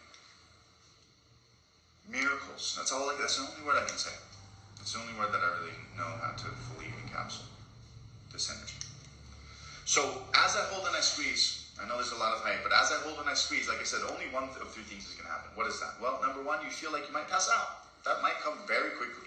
As you hold, squeeze the body, and you've been breathing like this, you're going to squeeze, and within literally seconds, you can just feel like a woo, woo. Now, you're going to have your eyes covered, so you're not going to be able to see anything, but if you've ever passed out or fainted in real life, or been like in real life, it's all a dream. If you've ever fainted, you notice the tunnel vision that comes, right? You're not going to have that because your eyes will be covered, but what that can do is like audibly can happen, which is like you're listening, you're going to be hearing music the whole time, so the music might start to go woo, woo, like waver, and you might go, okay, I feel like I'm going to pass out. Now, if that scares you, and you are afraid and like fuck that, it's cool, just release. That's the first, right? That's your breaking point, let's call it. Now, I'm not here to challenge you and like, yes, I'm very extreme and I'm a man and that comes with the territory. But at the same time, like, I'm not your guru, I'm not your guide. Do exactly what you need to do in the moment. If you feel like, okay, this is the point where I let go, then let go. Perfect.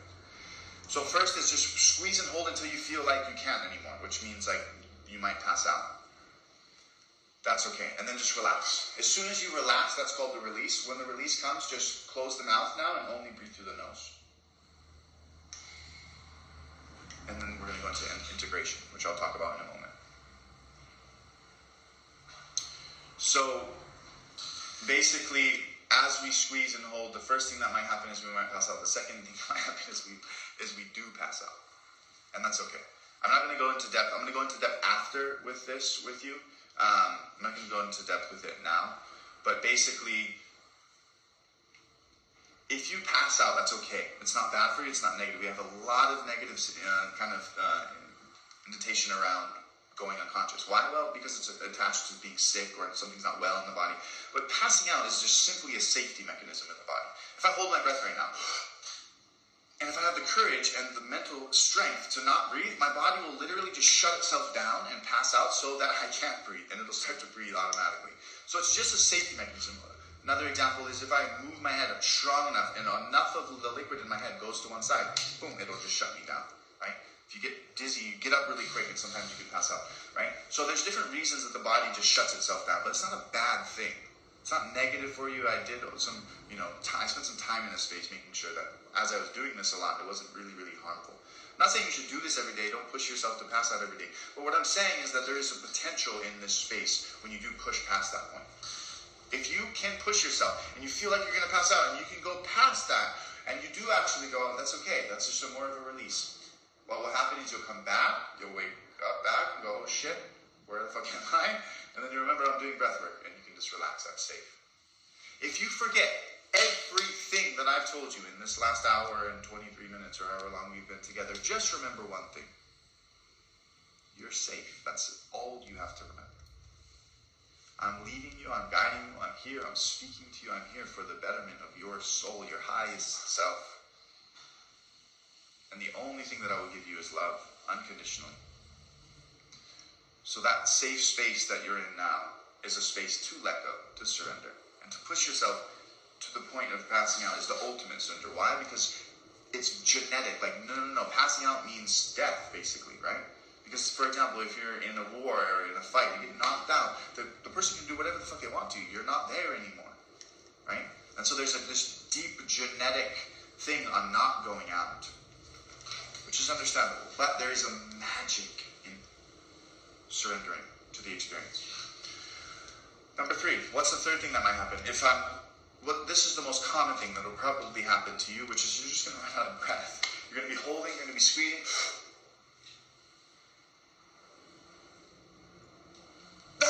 Eventually you have to breathe again.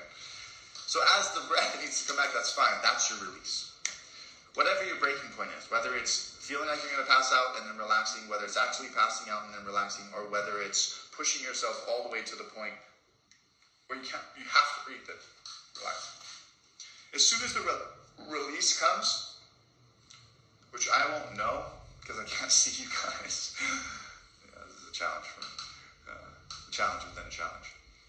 So I'm basically just going to, for 30 seconds, I'm going to encourage you, and then for another 30 seconds, I'm going to encourage you to breathe deeply and then to hold, and then I won't see the release. But as soon as the release comes in your experience, I want you to just fully relax. So I'm not going to say anything. And to be honest with you, actually, with the time, I'm going to, as soon as the release comes, I'm probably going to cut the live off, because you won't need to see me anymore. I'm not going to say anything. And then basically I want you to listen through, and I'll give it 15 minutes or such. I don't know. I'll be on the same playlist if that makes sense. So I'm going to give you 3 songs. You'll find the release in the beginning of the first song, and then I'll let those second song play, and then the third song play. And when the third song ends, I'll start the live again. So there'll be like a 15-minute period of you still hearing music, but the live isn't here. You're not going to hear my voice because there's meant to be silence there. So I'll be silent. I'll tune off, you'll go through your integration, and then we'll come back on. What can you experience after the release? I can't tell you. There's a lot that can come of those 3 levels. A lot of people squeeze. They finally release. A lot of emotion comes, usually. Sometimes vision, sometimes visual, sometimes geometrical patterns, sometimes out-of-body experiences, sometimes just a sense of peace and joy, sometimes love, sometimes whatever it may be. I don't know what comes in that space, but something will come. So just lay there. The goal, there is no goal. Just lay, just breathe, just focus on the breathing through the nose, in and out. If you want an anchor, which is a focus point, you can do 4 seconds in, 6 seconds out, 4 seconds in. And you can match that with it and just integrate and feel. But my invitation is to just receive. So just lay down and just breathe through your nose and just receive what comes in the experience. And it's the same as the idea of removing, but now we're doing it in stillness rather than in chaos, right? Same thing. How do we train ourselves to remove, whether we're in chaos or stillness? And just observe. Okay. I think that's it, folks. Thanks for coming. I think we've covered it, and I think we're ready to begin. So why don't I just talk about it on here so that right when we begin, it can just go straight through.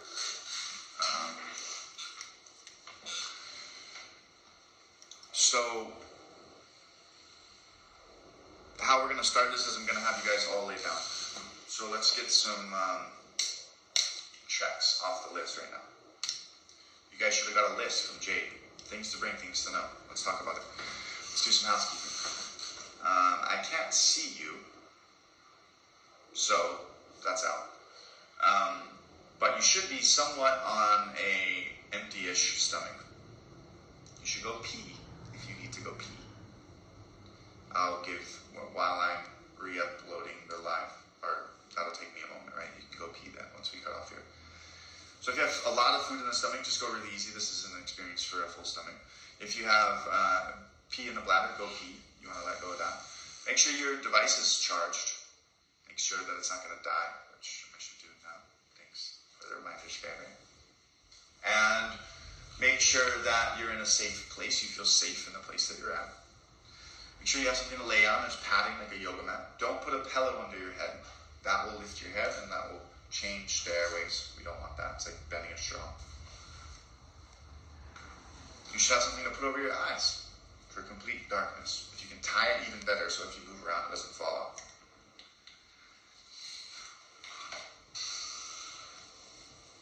I don't know if some of you have headphones on, if you can like play the playlist through the headphones and also hear my voice. If that's so, that's dope.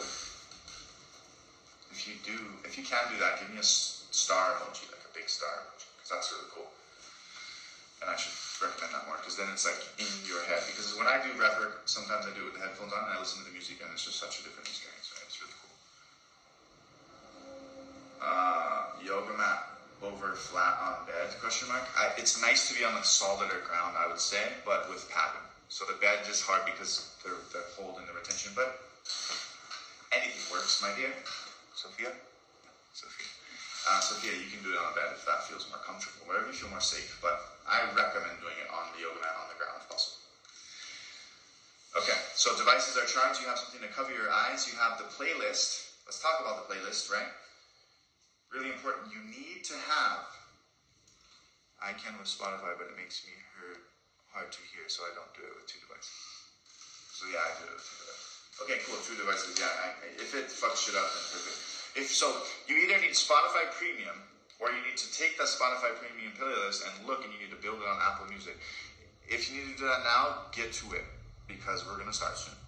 So you should have received the playlist, and that playlist needs to be basically played through song by song without any interruptions, which means you need some type of streaming platform that does it without interruptions. If you don't have Spotify Premium, I think there's a free trial, so you can do it right now. Sign up really quickly, do it while I'm speaking, get the free trial, get a free go, no ads, and then cancel. So we should also make sure that this playlist is ready to go, because once we begin, it needs to be ready to go, and you can press play, and it's going to play through song by song without having the shuffle on, without having the skip on, or having the repeat or any of that. But I'll say that again right before we begin. Okay, so you should be on somewhat of an empty stomach. You shouldn't have something super important to do after this, because it might be a bit draining, right? She says she has an Apple Music if anybody needs it, under the same title. I don't know, Annie V. I'll just call you Annie. Annie, if you want, I don't know where you want to put that for people, if you guys have a platform somewhere to put it. You can put it here, I guess, the link here. Alright, so you guys should be all set. Like I said, one more time. Should be on somewhat of an empty stomach. You should have nothing super important to do for the next few hours after the experience itself. You should have a Spotify playlist ready to go through. If it's not Spotify, it should be Apple Music, but anything to play song by song to the specific playlist without any interruptions of ads. You should have something to cover your eyes. You should be in a safe place where you feel safe. You can lay down in a safe, soft place. Okay, I think Hillary wants the Apple Music playlist. So, Annie, can you share that now before I end this so she can get it? So you should have all those things all set, prepped, and ready. And I'm going to log off here in a moment and then save this one, upload it, start the next one, you guys should be all prepped, ready to go. What we're going to do is I'm going to lead you through a guided meditation for 5 to 10 minutes or so. Then we're going to do the breathing itself. Breath is Life 2020, that's right.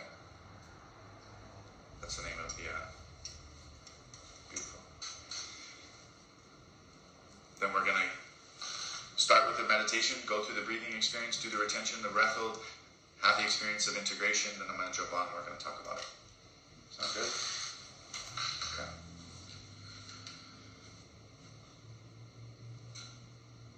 Alright, fam. I'll see you guys in a moment. Let's do this shit. May the magic continue.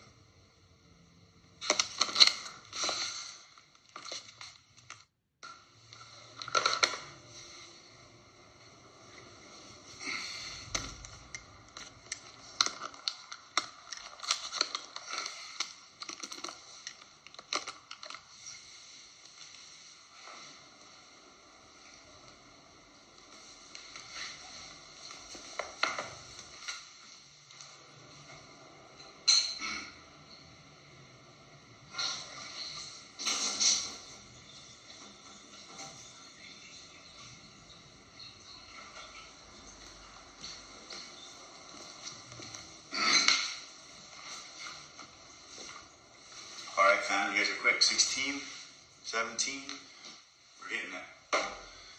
Okay, I'm going to let you guys fill in a few more.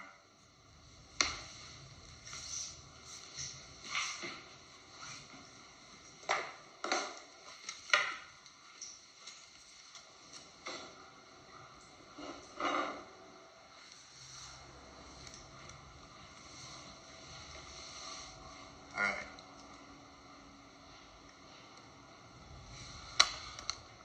Okay, welcome my friends. Come back.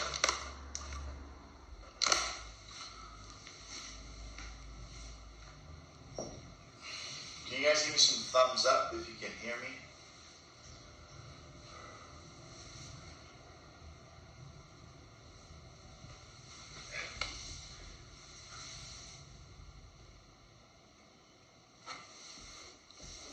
Okay. Alright, so I'm just gonna get started. Please don't hate me, my friends, but I think what I'm gonna do is...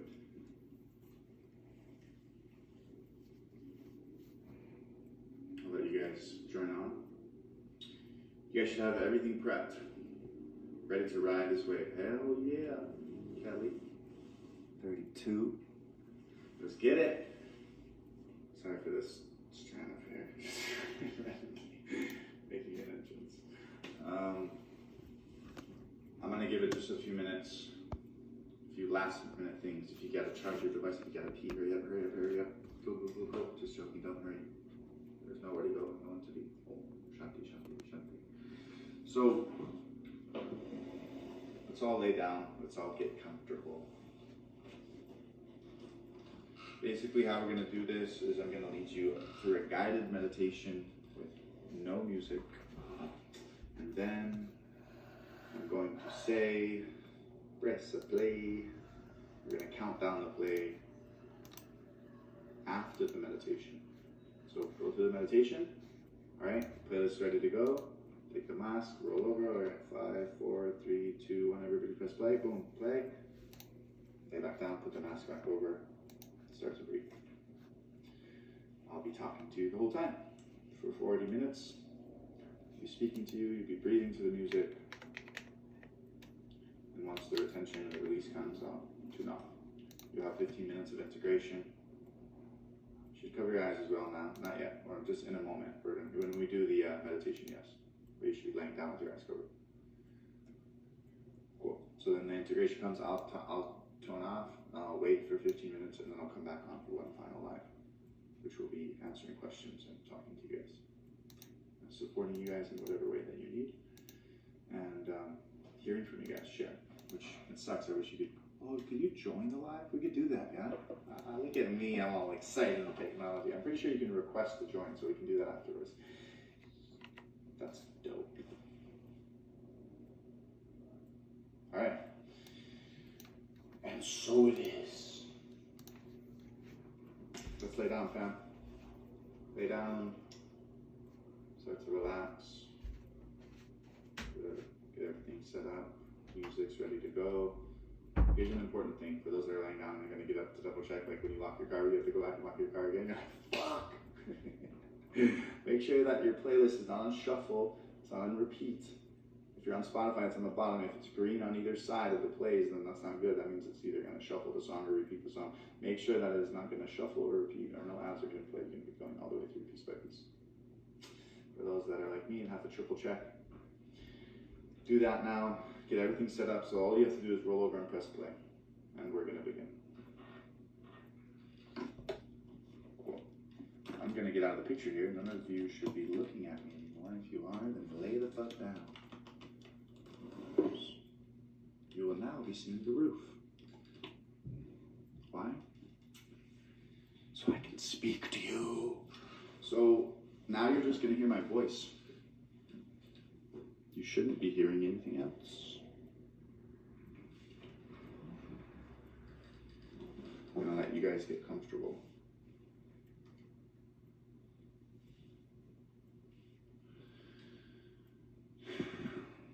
One last thing I'm going to say is if you feel like you might get too cold or too hot, it's always going to have a blanket nearby or have layers that you can remove. Sometimes the temperature fluctuates in the experience. You might get really cold or really hot.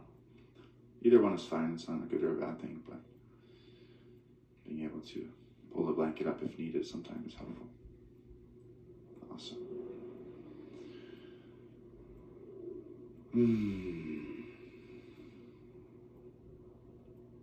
So I want you guys to start to lay down. Your head should be flat. No pillow under your head. If you want a folded towel or something, that's fine. If you want something under your knees, you can do that for back support. Your knees can be straight, flat. Eventually in the breathwork, you can bend them if needed.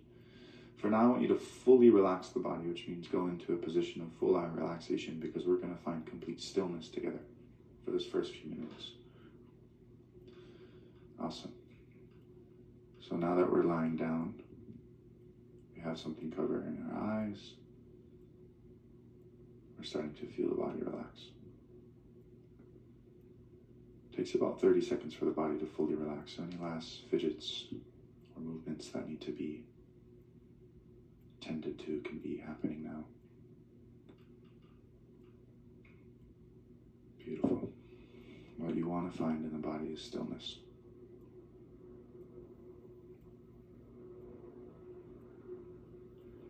As we find stillness in the body, I want you to bring your consciousness to the breath. Closing your mouth. For the next few minutes, we're going to breathe the opposite. We're going to shut our mouth and only breathe through our nose. Good. Breathing deep into the diaphragm so the belly expands on the inhale through the nose. And the belly slowly drops as you exhale through the nose. Amazing.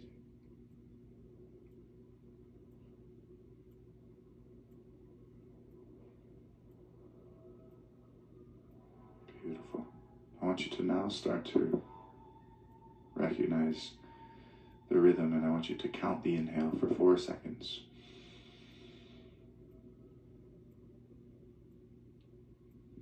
And count the exhale for 6 seconds. So slowly exhaling longer than you're inhaling. Again, in for 4 seconds. And out for 6.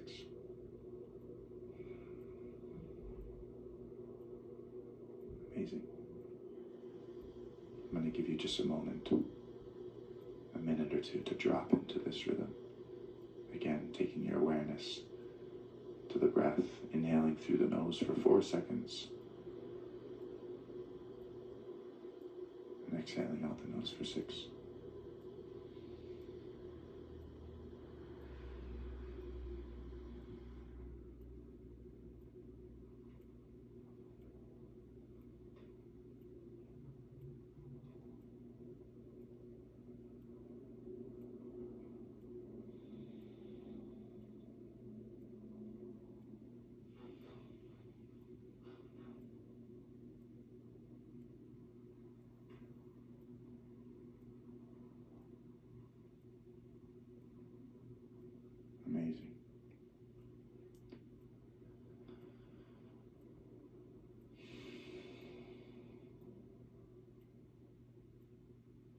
want you to now take your awareness from your breath, keeping the rhythm the same.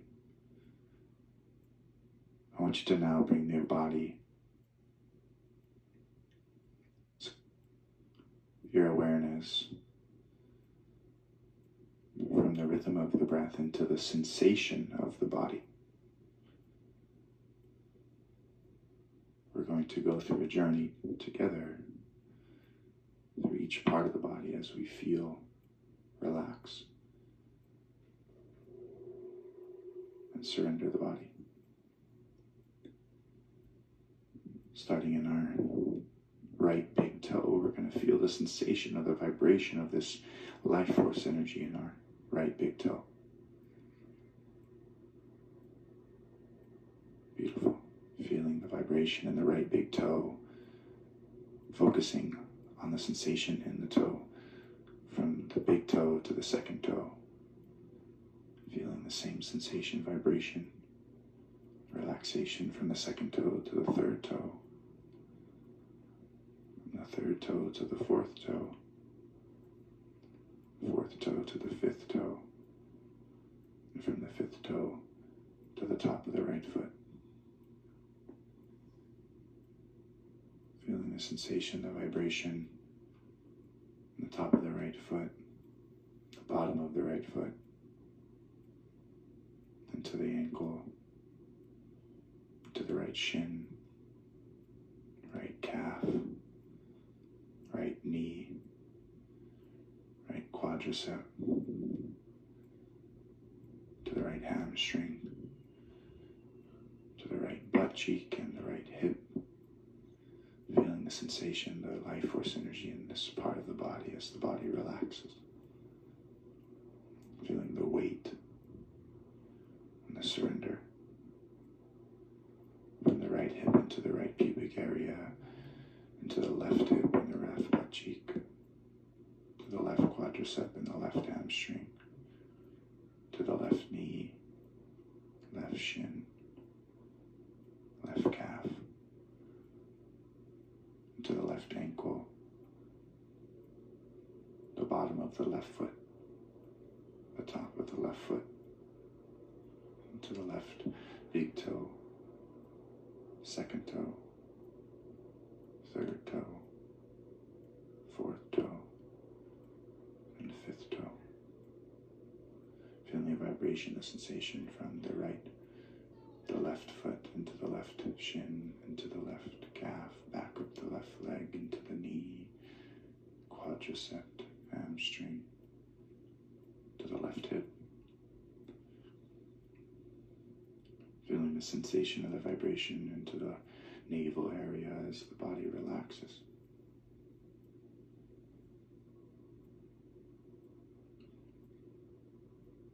Beneath the navel area, feeling the sensation of the vibration into the stomach, into the organs, the relaxation, the sensation in the lower back,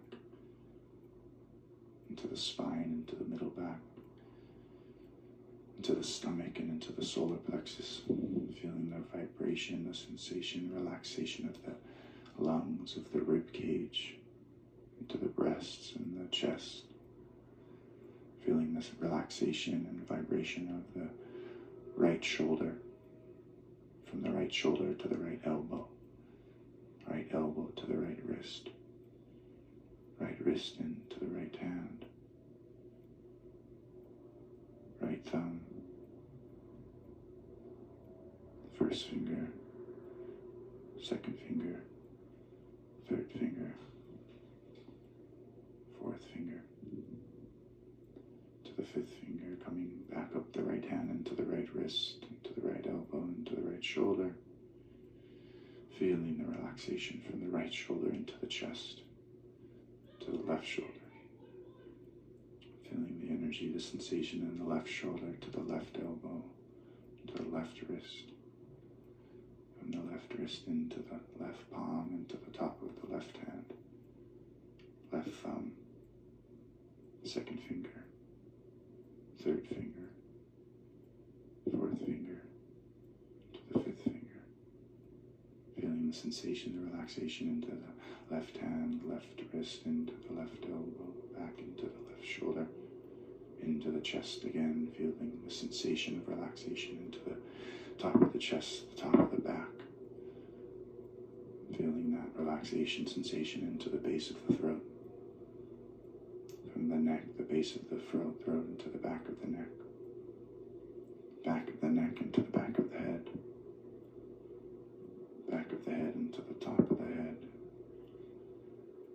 Top of the head to the forehead. Left eyebrow and the right eyebrow. Feeling the sensation in the left eye. The vibration in the right eye. From the eyes into the left cheek into the right cheek, into the left ear, to the right ear. Feeling the relaxation, the sensation of the nose. Feeling the air as it enters the left nostril and the right nostril, as it leaves the left nostril and the right nostril. Feeling the sensation of the top lip, the bottom lip, into the cheeks and the chin.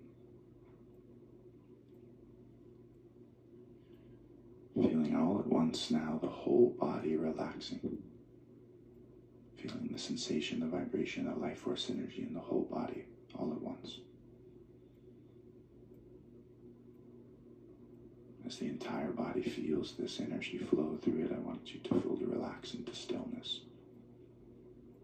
Letting the body surrender. We will now go from the body into the mind, into the imagination. I want you to now, within the mind's eye, focus on a color that brings you a positive feeling. See this color in your mind's eye. It might be colors of amber or jade, colors of beautiful sunsets or deep ocean blues. But focus on this color within the mind. And then recognize, what does this color make me feel? And where in the body do I feel it? Focusing then on the sensation within the body that is triggered from this stimulus. Seeing the color, feeling the color, and recognizing the feeling. Feeling the feeling.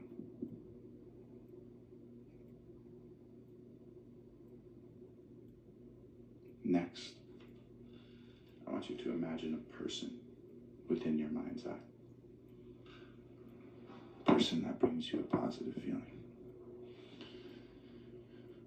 Using all the senses, I want you to fully imagine this person in your reality. So not only do you visually see this person, but what do they sound like? What do they feel like? Maybe hug them. What do they smell like?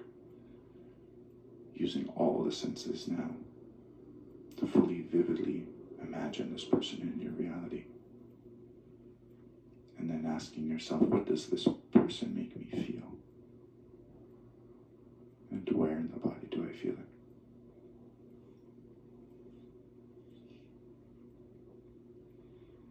Again, focusing on the sensation that's arising within the experience of the body. When I think of my little sister, I get a tingling sensation that starts in the heart and expands to the fingertips and the toes. Focus on the tingling, focus on the sensation itself that comes. Seeing this person in your reality. Feeling the feelings that they bring.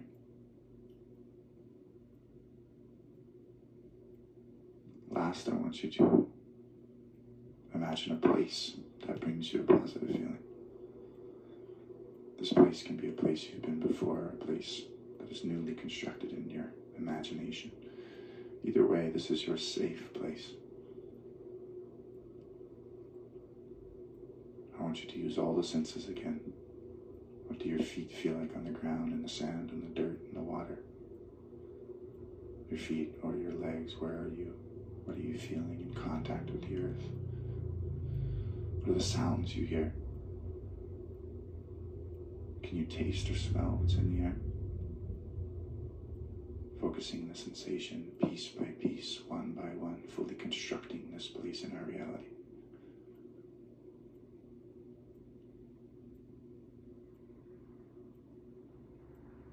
And then recognizing, what does this place make me feel? And to where in the body do I feel it? Focusing on the sensation that arises.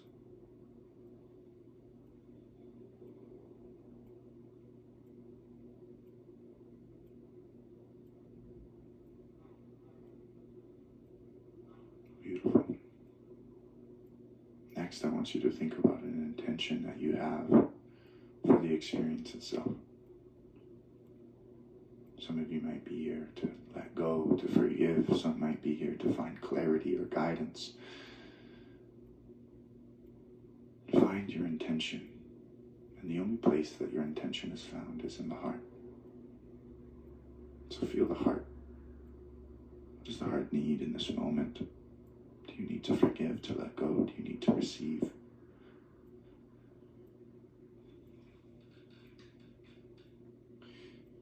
Simplifying your intention down to a sentence, I want you to repeat that sentence 3 times in your head. Be careful of the language you use, for at first there was the word. When we want or we need, anytime we reach out to grasp something, we push it away. So instead of I want, or I'm looking for, or I'm needing, using the words I am here to receive guidance, I'm here to forgive, I'm here to let go. Simplify your intention down to a sentence and repeat it 3 times in your head now.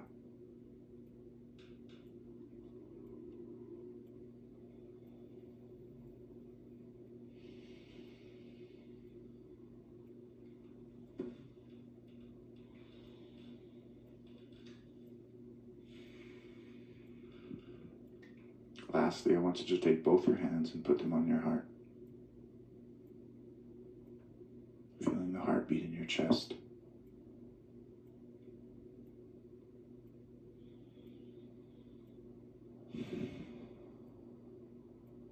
What you're feeling, the energy, the force which beats your heart, is the force in which you are.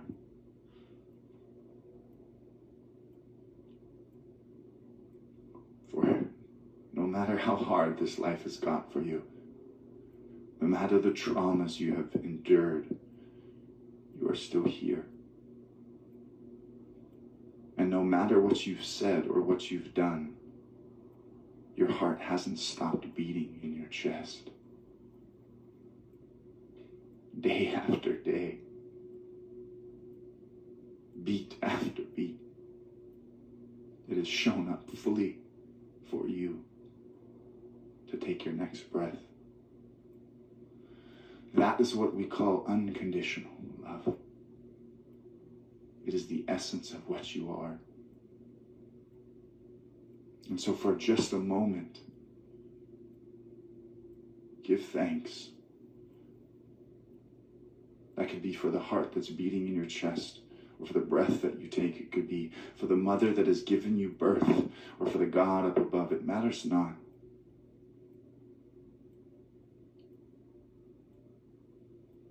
To be alive is a gift. So give thanks for the gift of life.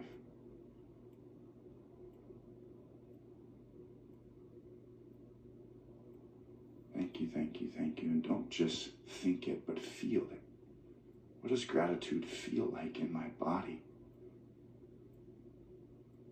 And focus on the sensation, on the energy, on the frequency of gratitude in the body as it resonates without.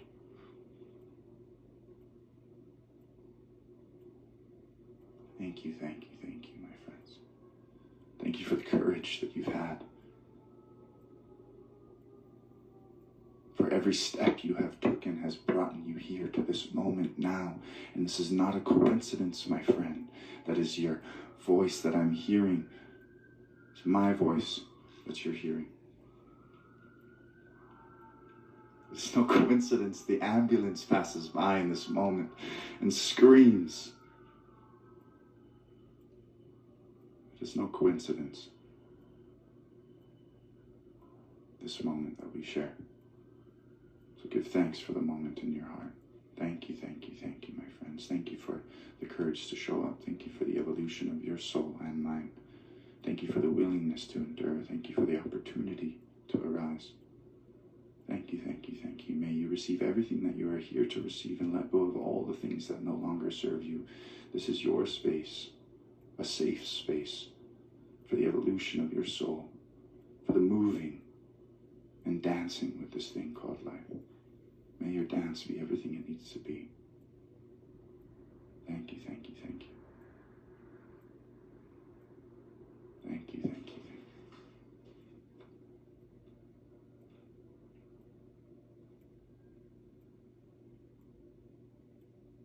Amazing, my friends.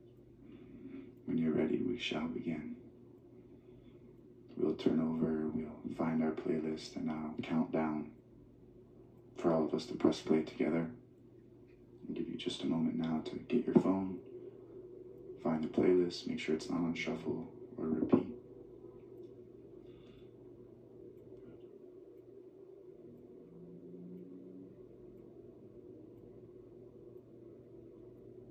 And 5, 4, 3, 2, 1, play.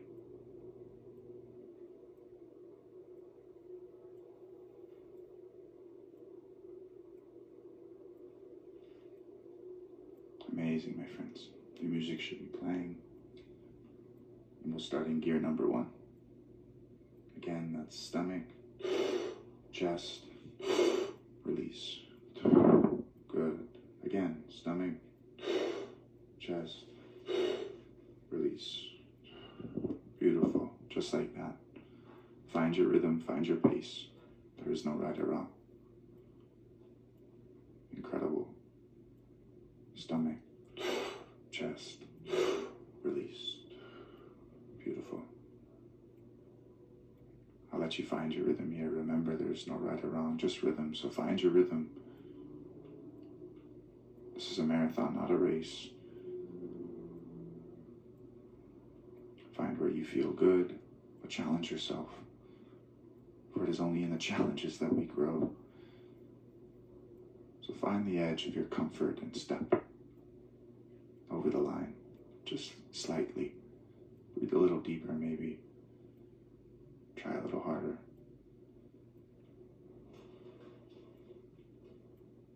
Good, my friends. Deep breaths. Deep breaths.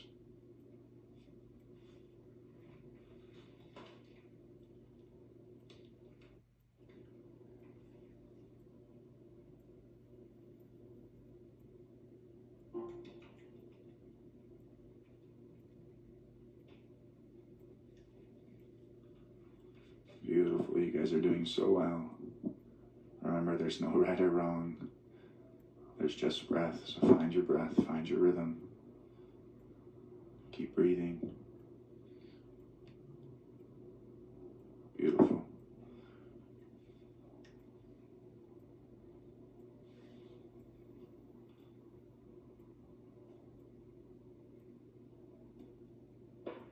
Very good, my friends. You guys are doing so well. Deep breaths.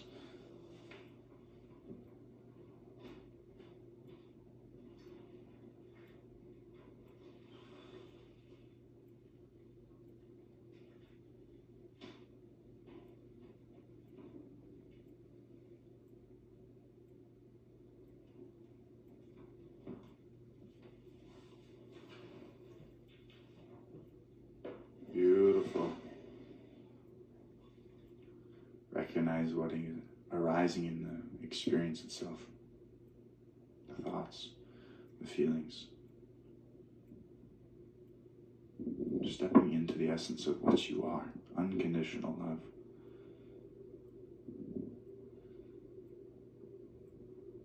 For it is so easy to love another, but when it comes to loving ourselves, no, my friends, this is the challenge.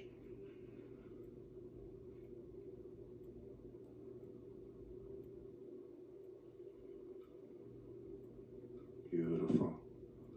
You guys are doing so well. At some point in this song, if you feel like switching gears, we can go from the first gear to the second gear. Sometimes I like to match the second gear's rhythm to the rhythm of the song. Breathing just into the diaphragm, pumping the diaphragm up and down.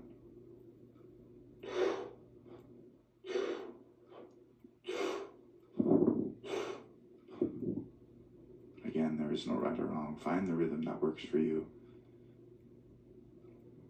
Continue to breathe deeply.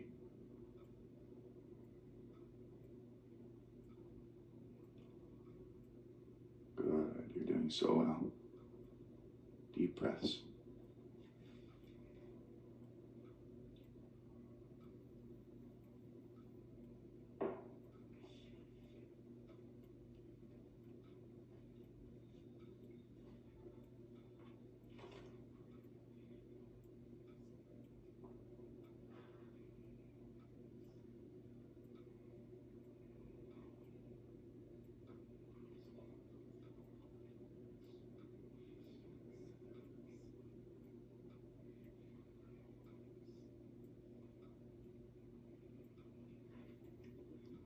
Good, my friends. You're doing so well.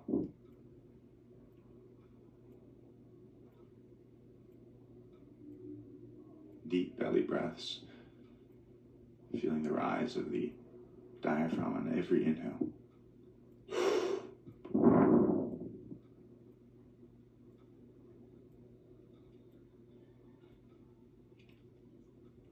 Very good. You're doing so well. 100% and 50% up.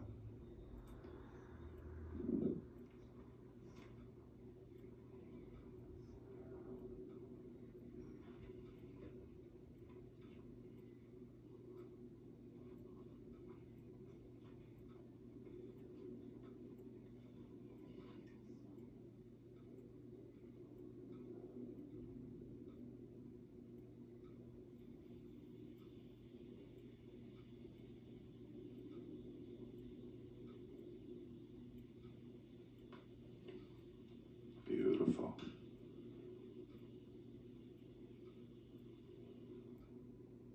We're here to let whatever comes, come.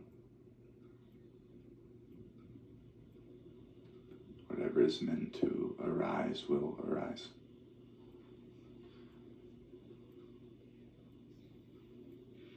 So don't worry about what you're thinking or how you're feeling.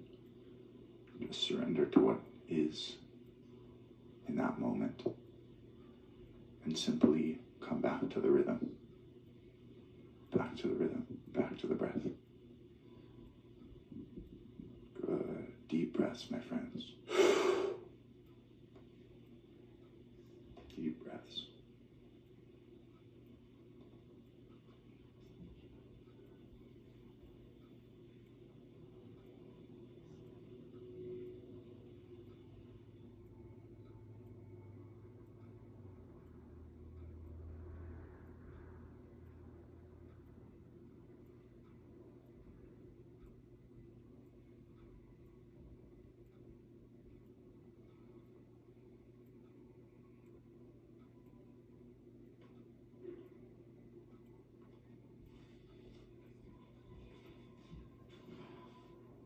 Amazing. You're doing so well.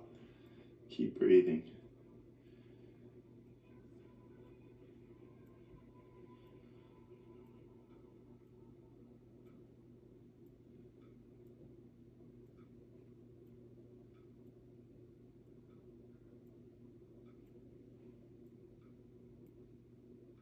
Very good.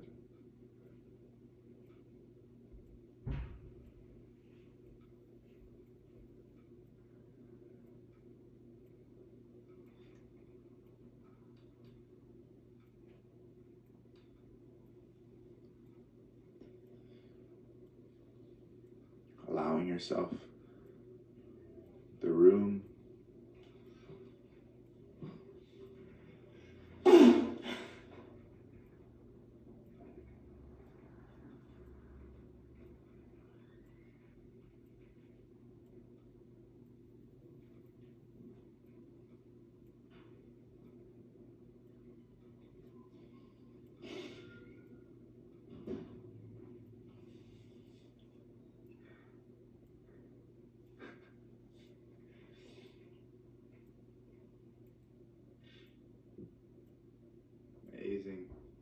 doing so well.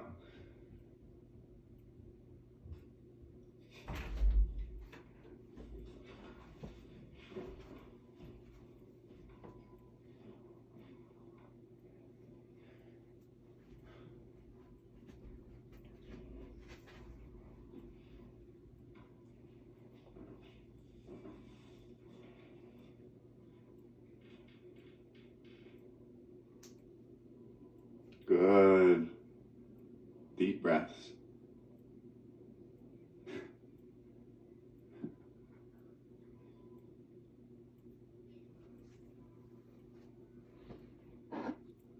How deep can we go?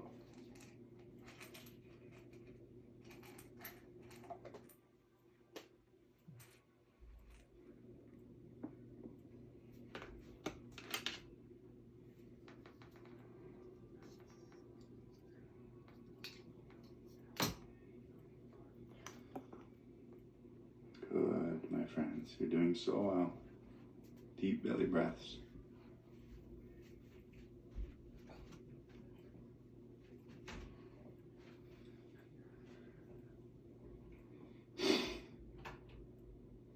Good. Inhale and release.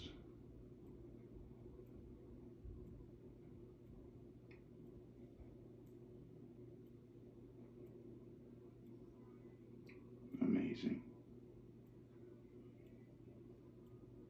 You are more than you know, my friend.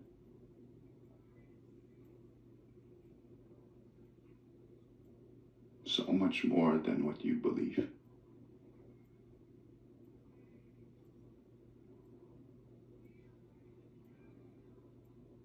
You are worthy, my friend. So much more worthy than you'll ever see.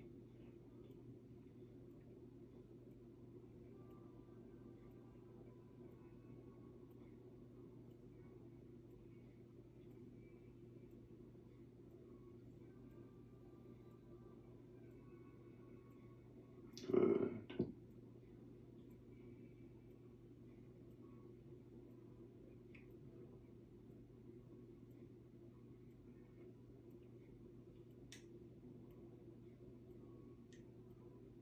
Keep breathing into the stomach, deep breaths.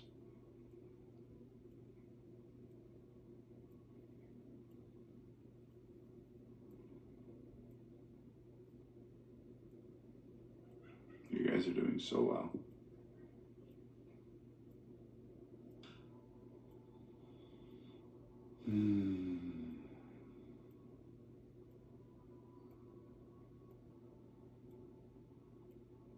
Allowing the energy to move the body, through the body.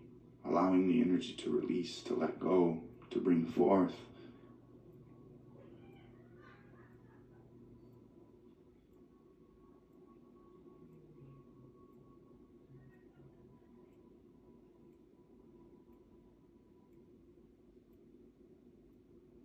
It's time that we take a stand.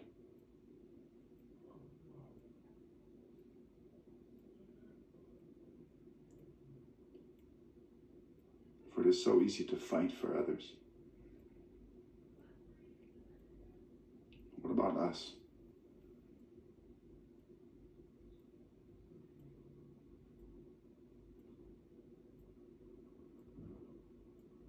So easy to give love. But what about us?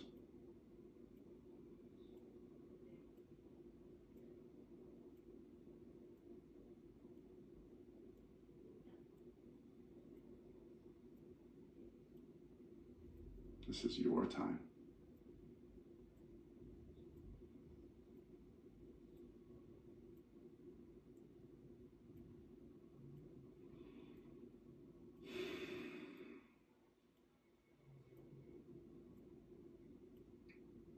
For there is always work to be done.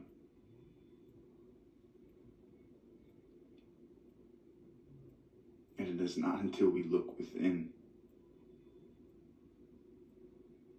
For it is so easy to point the finger and to blame. To play the victim as life beats us down.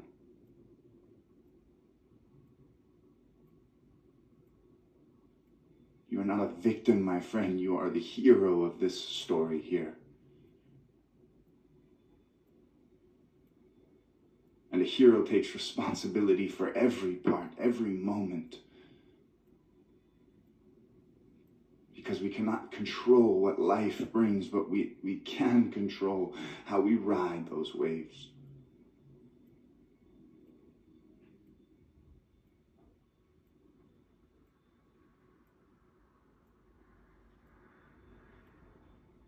So where do we step forward into our hero? Where is it that you need or are given the opportunity to be the hero? And for no one else but for you. Because no one else will be that hero for you. No one else can be that hero. And although it seems so fine and pleasant to find someone that can be that for us, love is never found. It is created. And it is always created within.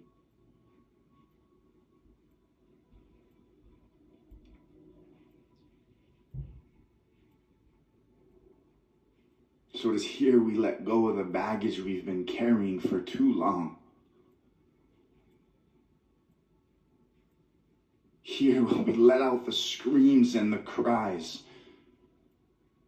Here it is where we feel pleasure for the first time, or pain in a way we never have.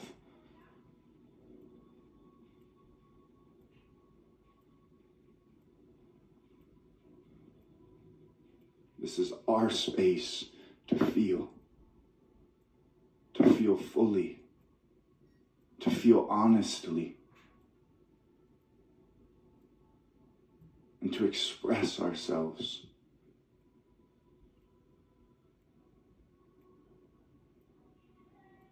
For it is the medicine we need.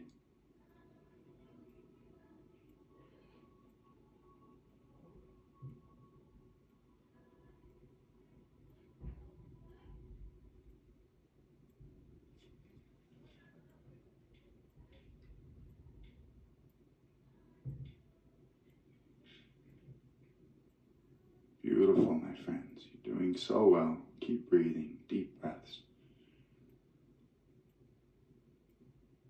Deep into the stomach. Deep belly breaths. Beautiful, my friends. You're doing so well.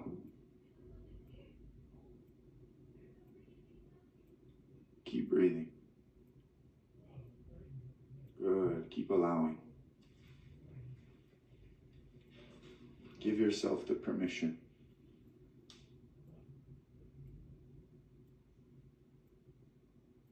What happens when we step into a place of unconditional love, of non-judgment, of radical acceptance for ourselves?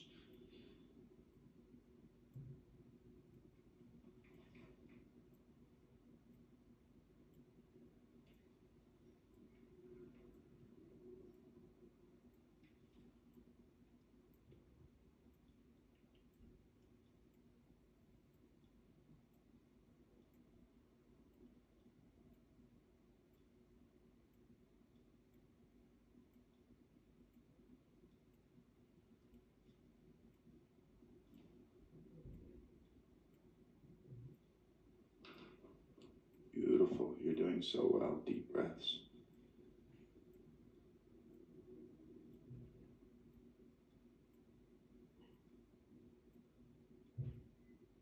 Good. Find your rhythm. Find your pace.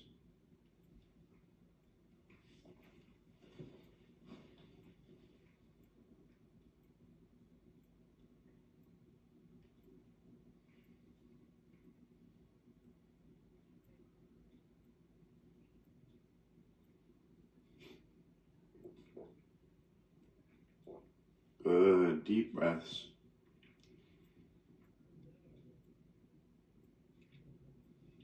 Simply recognizing what's arising in the experience. allowing whatever it is to be.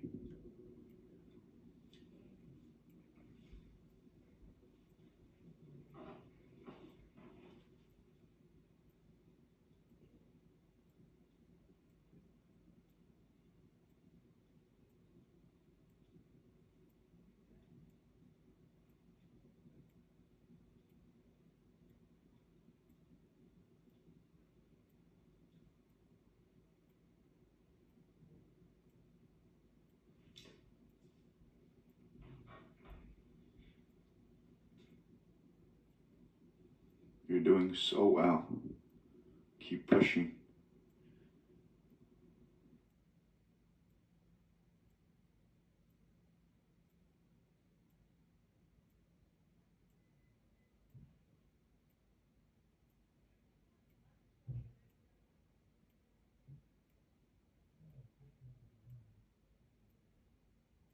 Beautiful.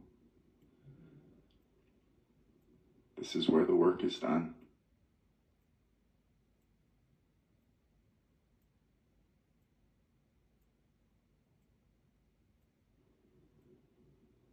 This is where we rise to the challenge.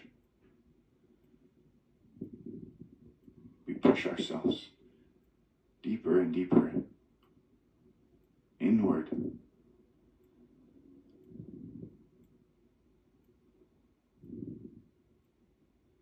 Allowing the breath to energize the soul.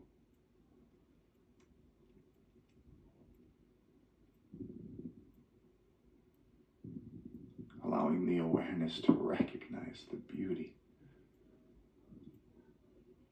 in all its forms of the human experience.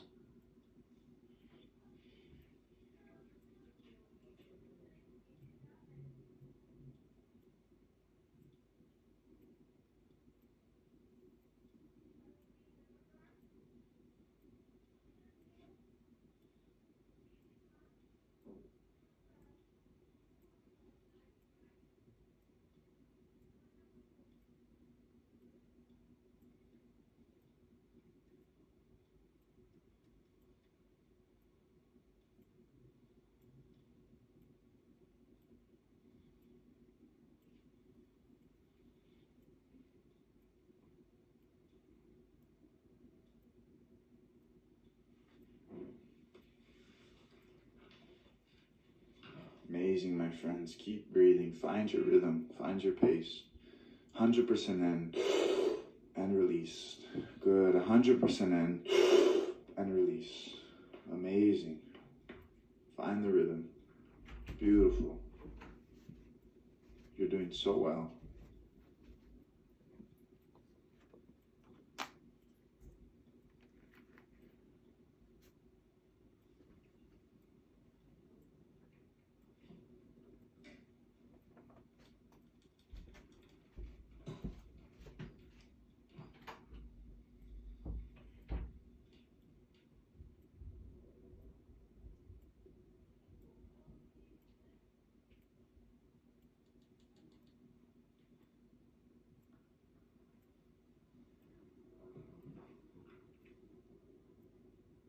Very good, my friends.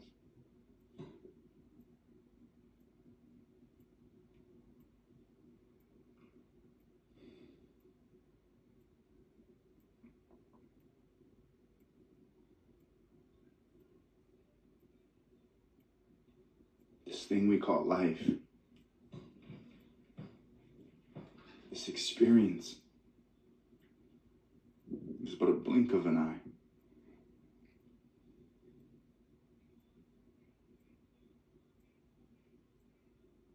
Before you know it, we'll be at the end.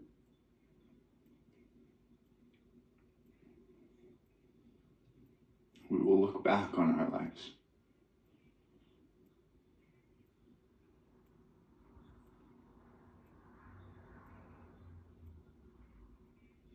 What will we see?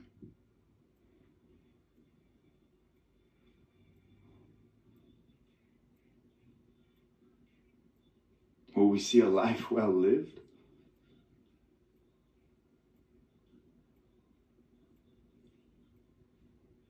at the end of life, is it something that you'd recommend?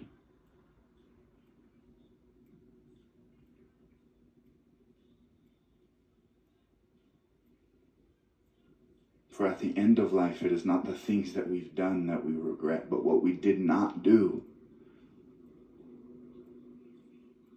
The things we did not say, the love we did not share, the places we did not go.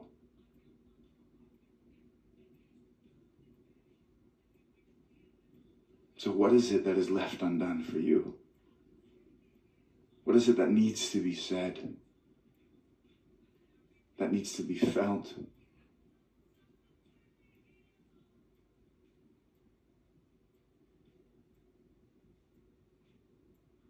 Because we can go through our whole life carrying pain.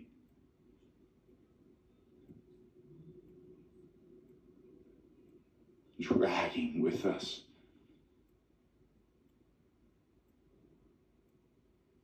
Where we can set it down and thank it for what it has given us.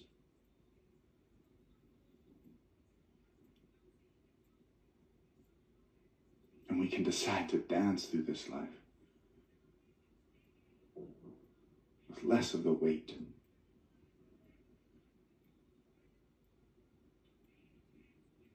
So where is it we're holding on?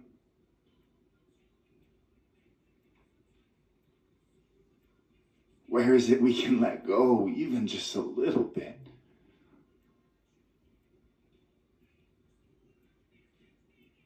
For it is the letting go that we make room. That we make space for what we are destined for.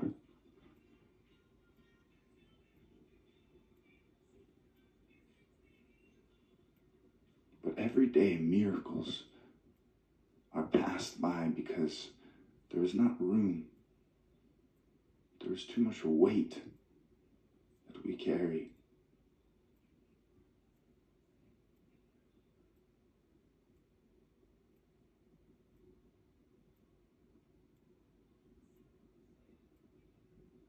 What do we need to put down? Where do we need to forgive?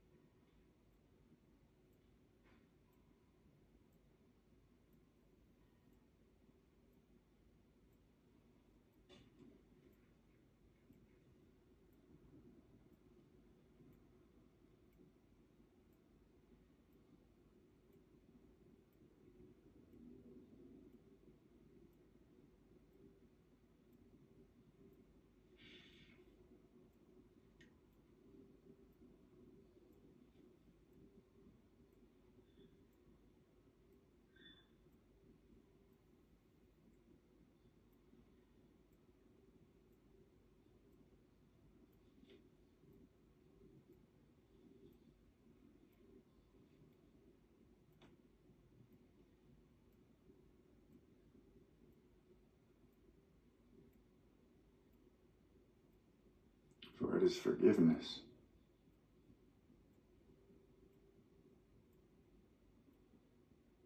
that sets us free.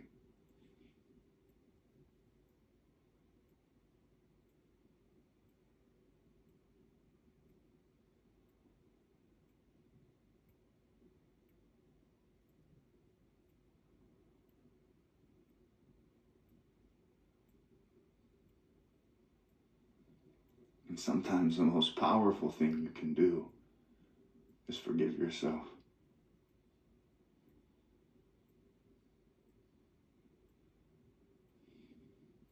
For we are only human.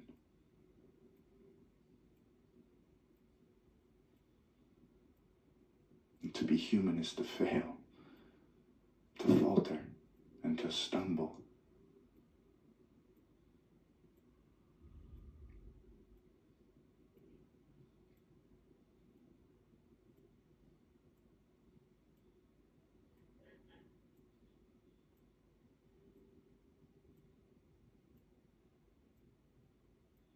If we're not failing, we are not learning.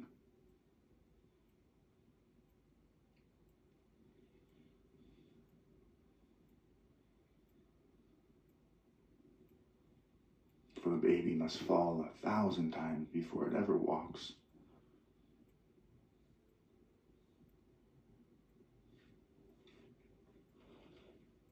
But not once does it ever think, maybe this isn't for me.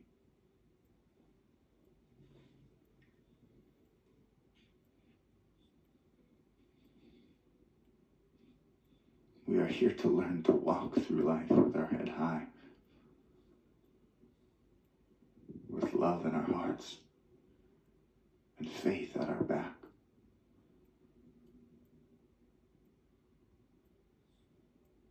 We are here to surrender to the flow.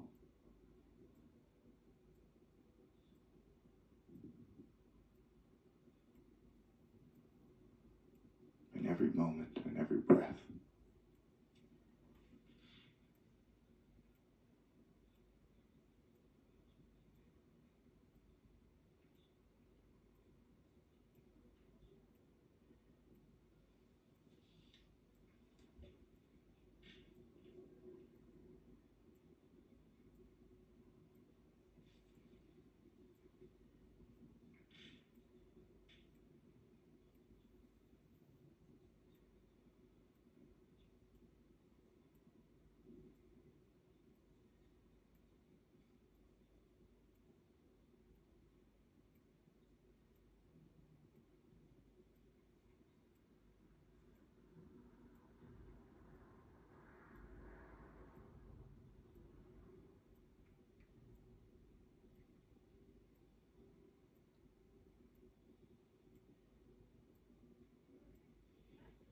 You guys are doing so well, my friends. Deep breaths.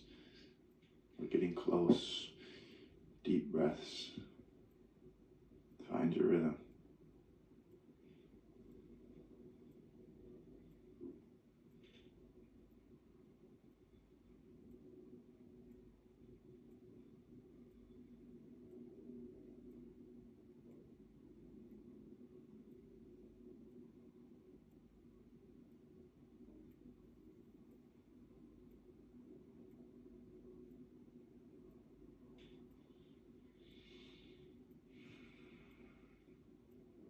Beautiful, you're doing so well.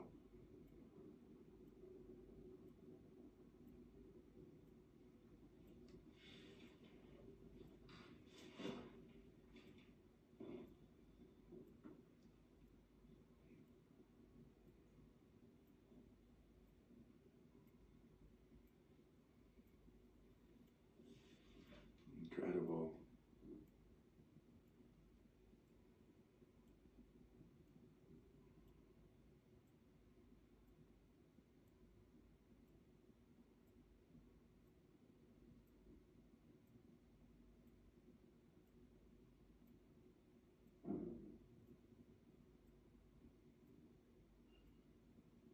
Amazing, my friends. You're doing so well. We're almost there.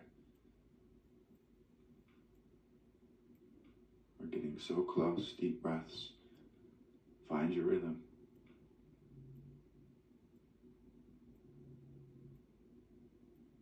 Allow the rhythm to take you away.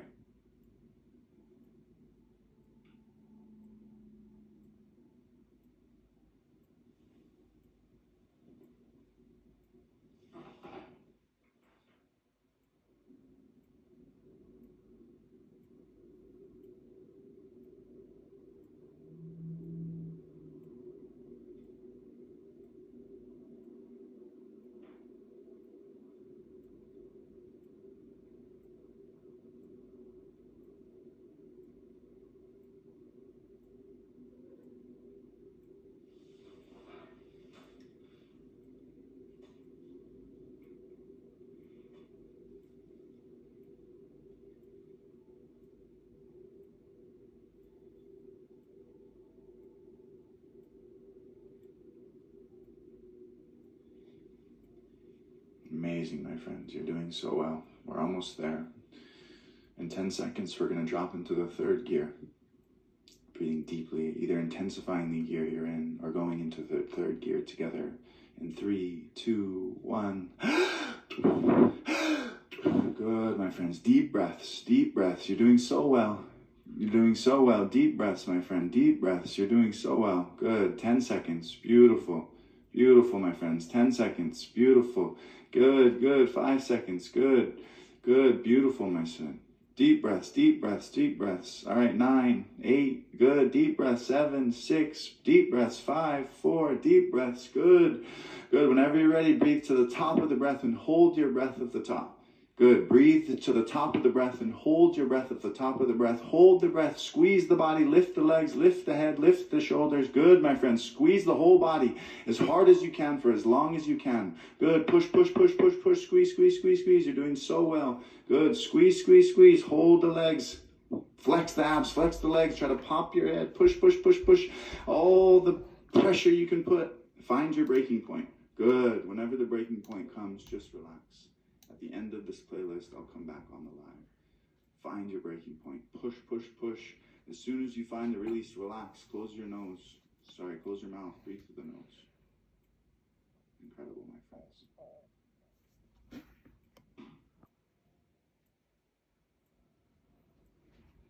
Well, welcome back, my... Yo, what the fuck?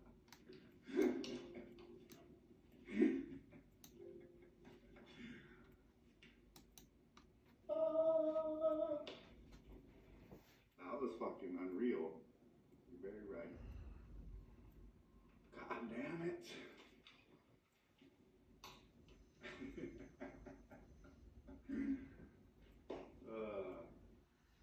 Magic. This is magic, my friends.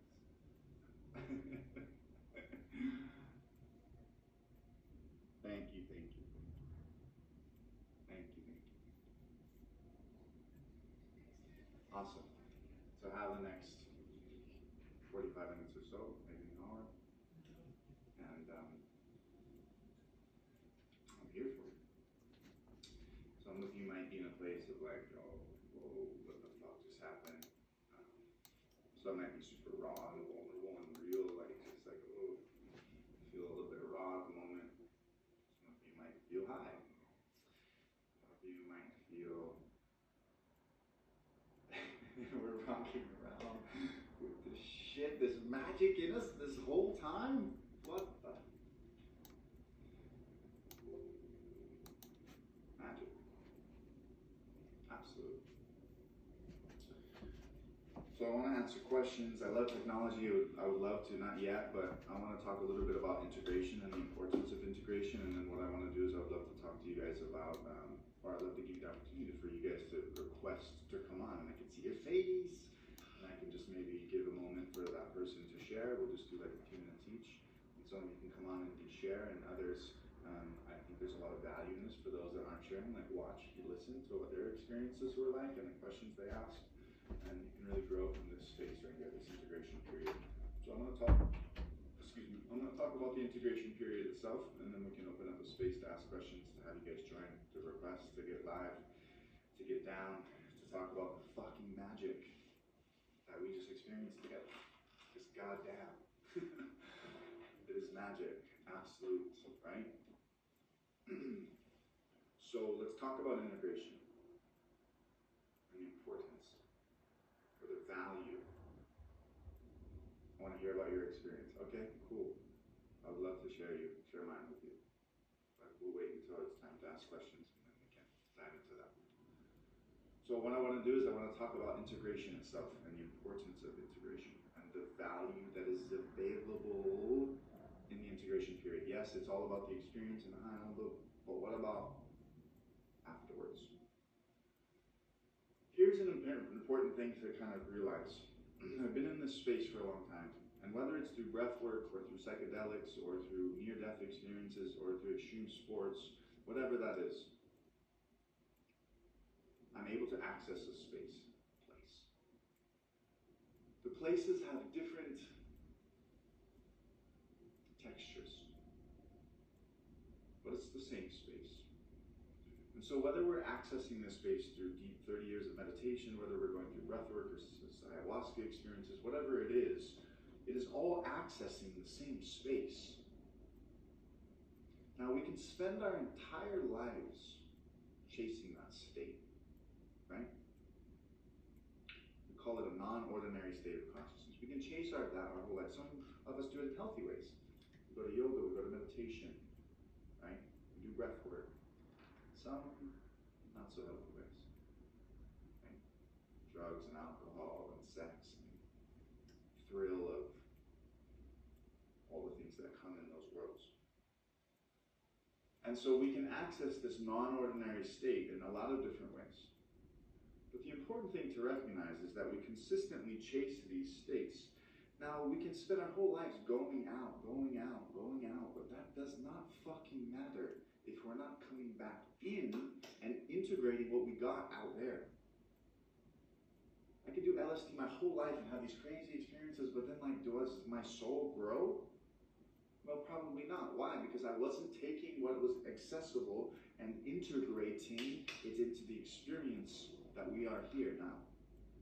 So it's about, and I will go into this whole thing about, oh, I experienced this, what does it mean? Because I think that's going to come at some point with one of the questions. Maybe not, but I will address that with you guys. What I'm saying is that the access, the continually going out, is a beautiful thing. It's there in every moment, right? Someone mentioned earlier, like, how the fuck did I not know about this? How am I walking around with this ability within me at all points? It's always there, and it's like, there's many paths to the mountaintop. What is important is why are we going? Number one, why? That's where the intention comes.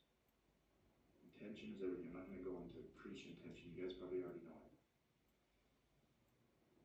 Intention is everything. So what is the intention of going out? Whether you're doing LSD, whether you're doing breath work, whether you're doing, a lot of you know that. Oh, it's to heal, it's to real perfect, beautiful. We have an intention, okay.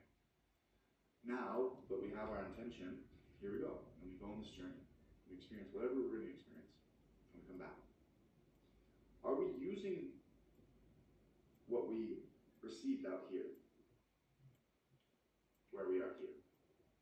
Because the simple fact of the matter is, we are in this motherfucker right here. We're not in the spirit realms, we're not in the dream worlds, we're here. We're in the human experience. And so as we have these kind of transcendental experiences that allow us to realize we are not confined to the fucking body or the self, that we are a part of a network of something much greater as we access information outside of ourselves and able to travel through these realms that are in existence, absolutely, that is fucking magic. We'll talk about that. But how is that helping you here? Because we're not there. We're here, right now. So how do we use breathwork as a tool to access these non-ordinary states? To receive information, guidance, whatever it is. And then how do we integrate it back? There's a book called Consciousness Medicine. And it is by a woman named Francisco something. I'm pretty sure.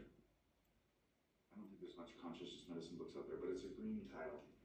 This book is from a beautiful woman and it speaks about this. It goes deep. She is one of the best teachers I've come across that stresses integration, the importance of integration.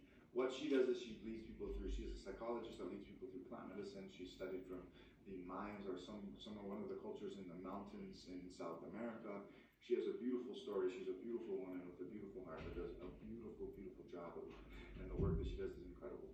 That book, Consciousness Medicine, is really, really, really amazing book. Now, if you feel like you went through this experience, you're like, holy fucking shit, that's amazing, I need to share this with the world. I want to do this, I want to become a teacher, amazing, I'm happy to help. I lead people through the experience to become what you just experienced, the facilitator of those spaces. It's not an easy process. It takes a lot of time and energy and work because I take it very seriously. It's a very sacred space. But I think that if I can help those that are willing and they can spread this, then we can, allow this to really make its impact.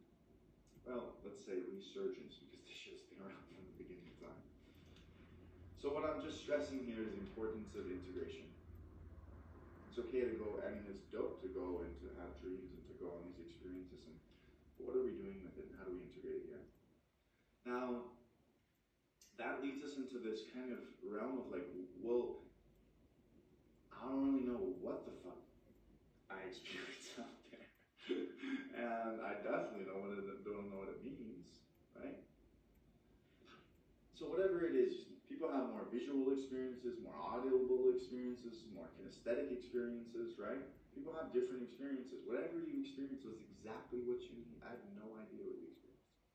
You guys can come to me now, join, and we can talk about it.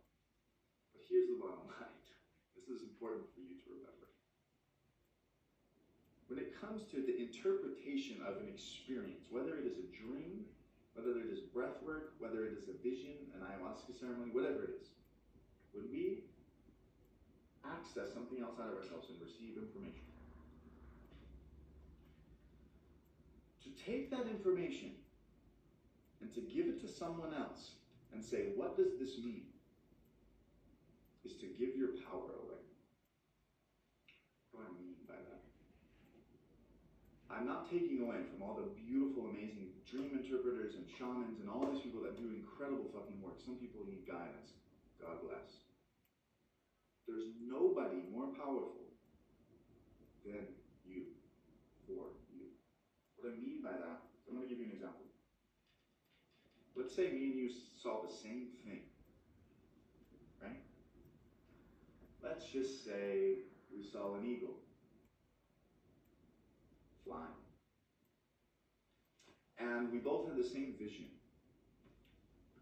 So now we both go to an interpreter and say, this was what I saw, what does it mean? And the interpreter goes, oh yes, the eagle represents this. And it flies over, and was it a bird's eye view, or did you see it from below? And well, that means this and that. Okay, amazing. I'm not squashing that. But what I'm saying is what that means to you and what that means to me are totally two different fucking things. People come to me consistently and they go, oh, I experienced this and I experienced that. And what does it mean? What does it mean? And I tell them it doesn't mean anything. And they go, what? How dare you fucking tell me that my vision doesn't have meaning? And I laugh and I say, the meaning is what you give it. And I'm going to expound on that as I expound on what I'm talking about. So we both see the same thing. It's not one size fits all. There's not a blueprint for this shit. Now, yes, there is dream interpretation books, and what does this mean? But like, I mean, if there's any dream interpreters listening to this, I apologize. But like, no. It's not the same. What the eagle represents to me as it flies through the sky, maybe I'm at a time right now in my life, I'm going through a really fucking hard breakup. And what it means to me is that I need to really let go and spread my wings and fly and experience, right? That which comes. Maybe I'm in a really hard, shitty job, and it means to me, okay, I need to really spread and I need to, step into my power and outside the construction of the 9 to 5. And what it means to you maybe is totally different. Maybe you're in a relationship and it means that you're just falling in love, and maybe it's a representation of soaring high into the, to the peaks and the valleys and the beauty of love in a relationship. Or maybe it means that the company that you just started and that you're pouring your heart into is about to take off.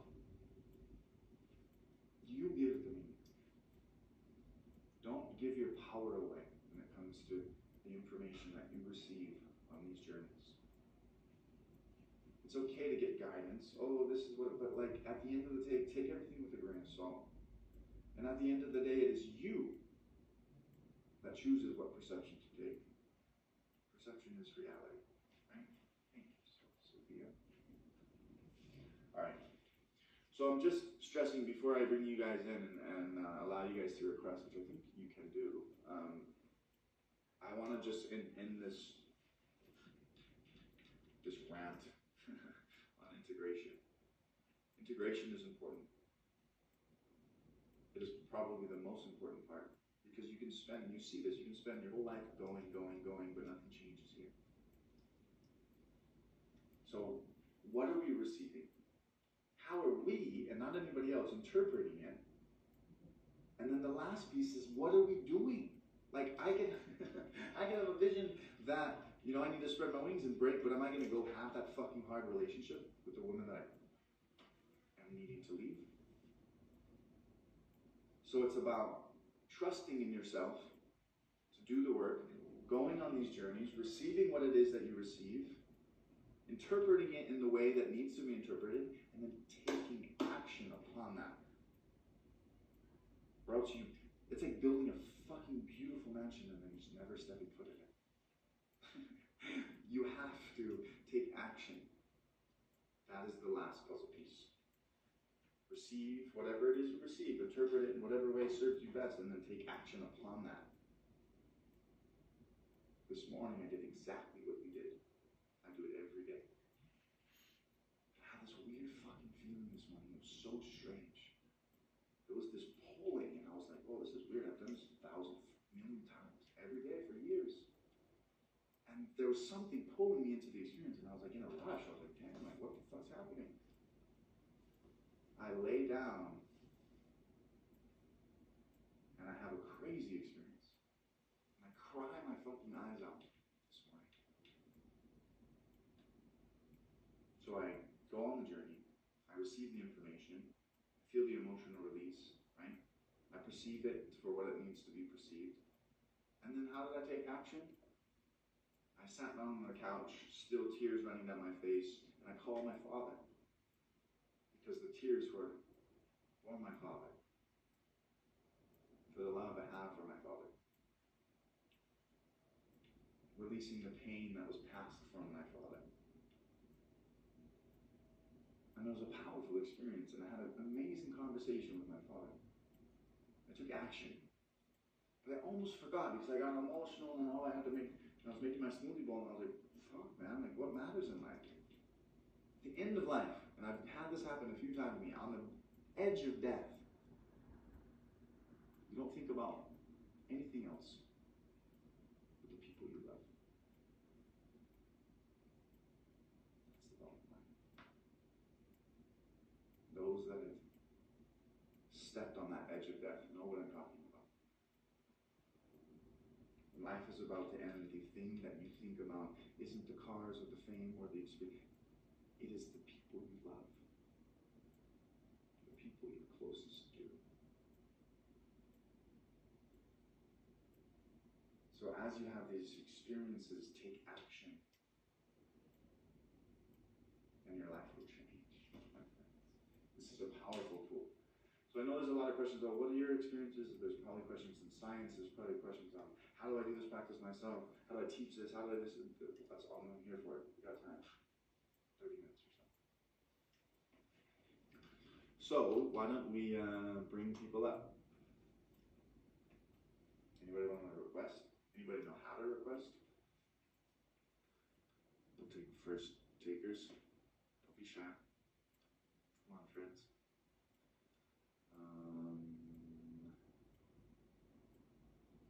Do I have to do something? Oh, I can pick. Okay, I'm going to give it a moment here and give an opportunity for a request. If it doesn't come in, I'm going to go on this little button and I'm going to pick one of you. I guess you have to accept it. So. No? Takers? All right, thanks, love. You gotta go. No worries. You can hit me up privately on Instagram, and I can talk more about the facilitation training stuff. Does nobody want to share or join? Am I tripping? Can you?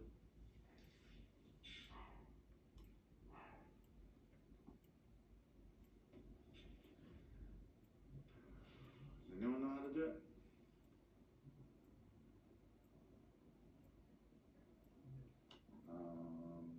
Oh.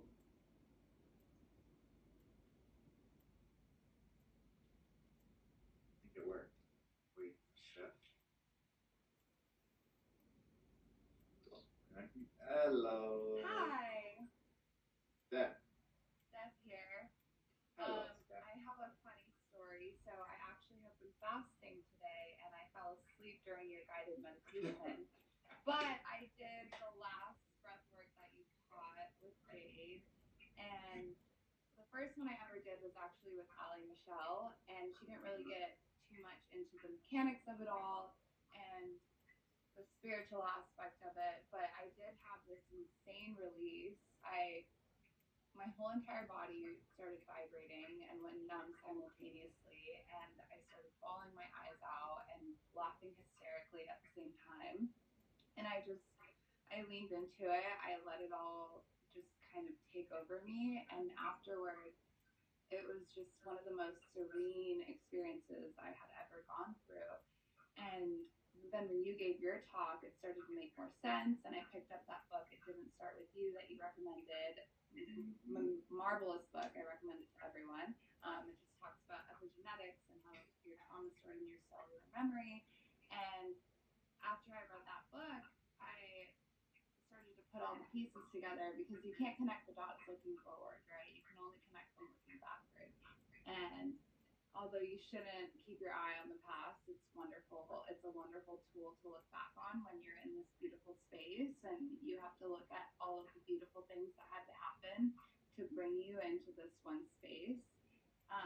So whether they suck or they don't, they're all good, right? They're all part of the process. But in August last year, I actually had a brain injury, and I remember I lost my personality. I lost all of my emotions, and quarantine came at the perfect time. So this was like 7 months later, or 6 months later. I was forced into isolation. I was forced to, go inward. I couldn't go outside, so I went inside, and I started to heal myself with all of these healing modalities and tools that were offered through Jade's challenges and through just diving completely in. So, I mean, breathwork is it's pure magic. It's something that I preach to everyone about. Not only do I preach the writing and the water, and the breathwork is just insane. And through it, I feel like every single time you do it and you really lean into it and you just surrender completely over to it, you keep vibrating higher, and every time you reach a new channel, your frequency gets stronger, and you start attracting more and more beautiful experiences, more and more beautiful people into your life. And it's just been such a blessing. I was in a car accident in 2017, and because of the brain injury, I didn't respond to interrogatories that told me I had to be in court in LA on January 20th. And so they sanctioned me for June something, I can't remember, but because of quarantine, they moved it to July. And that day in July, there was a private meditation going on in LA. And if I wouldn't have been hit in 2017, I might not have ended up with that meditation, at that breathwork meditation. And I actually spoke your name to someone. We were told to stay as long as we wanted after. And I talked about you, and it just came around full circle, and now more people are aware of this breath work, and I found that it's my life's purpose to spread this light and just bring light to otherwise dark places. And I'm getting emotional right now. I just think it's so funny that I fell asleep during this one, but it happens a lot. You'd be surprised. What was that? I said it happens a lot. You'd be surprised. But I think it's exactly what you needed. For people that do fall asleep, perfect. That's exactly what you I need. know, it's literally exactly what I needed. And I woke up when you said, okay, now let's go into the third. And I'm like, are you fucking kidding me? I fell asleep. And I go, you know what? That's exactly what I needed. I'm fasting. I'm kind of weak right now. I didn't really sleep that well, but all of this is just reaffirm that you are exactly where you need to be at every moment of every day, even when things suck and you feel like there's nothing in the world that could be worse than this moment. It's exactly where you need to be, and that in itself is so beautiful. So that's just my testimony. Thank you for all that you do. I'm gonna do the breath work tomorrow morning. So there you go. Yeah, it's recorded. Beautiful. Thank you for mentioning Bye. that book is amazing. Yeah. Bye. Bye. Okay. Awesome. Steph is a vibe. Okay. Wait before someone requests because I want to say a thing or two after I speak to you guys really quickly. One is the book she mentioned. It didn't start with you, right? But Mark Wolin, I think is his name. That's an amazing book that talks about epigenetics. Steph, if you're still listening, what you guys experienced at the end, that integration period of silence that I didn't say anything, there's actually what I call plugins, which are types of meditations that can be put into that space that absolutely, hey, Anna Marie, just a moment, I'll pick you next, but you might move up on me, so you might have to request again. Anyway, what I'm saying is that there is plugins for that space, Steph, if you're listening. But you have to do the breath. If you've already done the breath work before, which you're not listening to, right? Then you can reach out if you want to do it private. I can talk to you and share with you some of these plugins. One of them is one of the most powerful things I've ever come across. Absolute miracle. But that's in a different space at a different time. So number one is read that book. It's really good. It talks about epigenetics. We can, if someone wants to bring a question up. But before I pick you on, maybe you.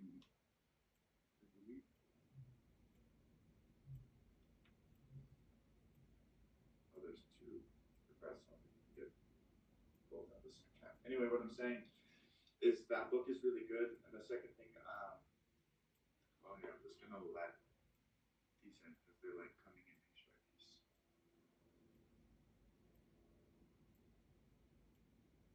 So I think Regina's coming in. Hi, Regina. How are you, love? I'm shaking. Okay, amazing. Well, I'm happy to help. I'd love to answer any questions you have, or if you want to share some of your experience. Sorry. It was crazy. The moment I started breathing, I felt like lightning. Yeah. My whole body started like, what's happening? It went into shock, I swear. And my hands went like this, but like on the first breath, it was crazy. And I was like, just keep breathing. You're fine. Just keep breathing. And then I felt the need to start crying. It was super crazy. And the moment you said release, my whole body started shaking, and even my feet fell leaped from the ground and started shaking. And I still feel it like in my mouth and in my hands and in my feet, and it's super crazy. It was amazing. Amazing. Wow. Thank you so much for sharing. I'd love to speak on some of that. Right? So just talk about some of the things you experience and what's happening. The first thing is it's funny that you use the word magnetic or magnet, right? I'm sure it's the word used. It's crazy. I just read a crazy article about the studies behind the electromagnetic field. So at all points in time, we have an electromagnetic field. People call it the aura, right? But it extends from 6 to 8 feet outside of the body. It comes from the heart. The heart is like the center of the electromagnetic field that we have. When you do breath work, you actually drastically increase the electromagnetic field. So the energy that you are outputting, or the vibration that you're vibrating in, starts to go so much stronger. You're directly feeling that, right? And you said you felt it right home. Because I felt like in my chest and in my belly, I felt like I was pressing with something, and I couldn't even breathe correctly. I felt like everything was pressing. It was crazy. Yeah, it was crazy. Amazing. Thank you so much. Of course. Again, I'll talk before we step off it. I'll talk about it making, the practice, how we can maybe shorten it and do it more often so that we can have the benefits. Yes, please. Okay. Thank you so much. Bye-bye.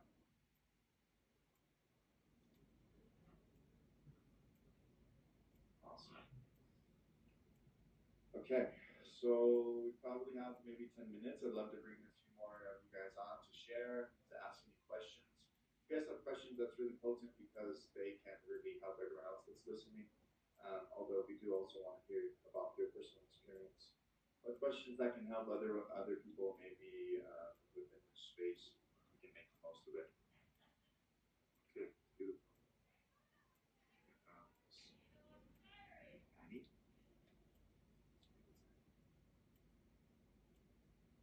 Hi, Annie. Hi. Is that correct? Yeah, my name's Annie. People get mixed up all the time. That's the name. Is it too? Too. How are you, Annie? I'm fucking good. I'm still trying to do my best to absorb everything. I experienced a lot during this other one. So I did the breath last challenge that Jade did. And I was like fully committed. I was on a vacation with my family, and this time by myself found that it was a little more difficult for me to commit wholeheartedly. Like I was getting really distracted and allowing myself different kind of mind. But this one thing happened that I cool, and maybe not even that significant. I got up to go pee because a lot of water, right? So I looked outside, all these mushrooms that have grown in my yard overnight because of the rain we're having. And I just started busting out laughing. Wait, can I ask you a question? Did you guys hear me sneeze? It was around that time because I started busting out laughing and I heard him like do something strange. And I was like, wait, something going on. I sneezed and I couldn't. I started laughing so You started hard. laughing, you couldn't stop. You like kept giggling, kind of. Yeah, it was around that time. Thank you guys for that. Maybe we were like connecting on some funny energy there. It was loud. It was like it was so. Felt like I didn't even feel it coming. It was just whoosh. I didn't even know what it was, but it was funny. You laughing made me laugh more. But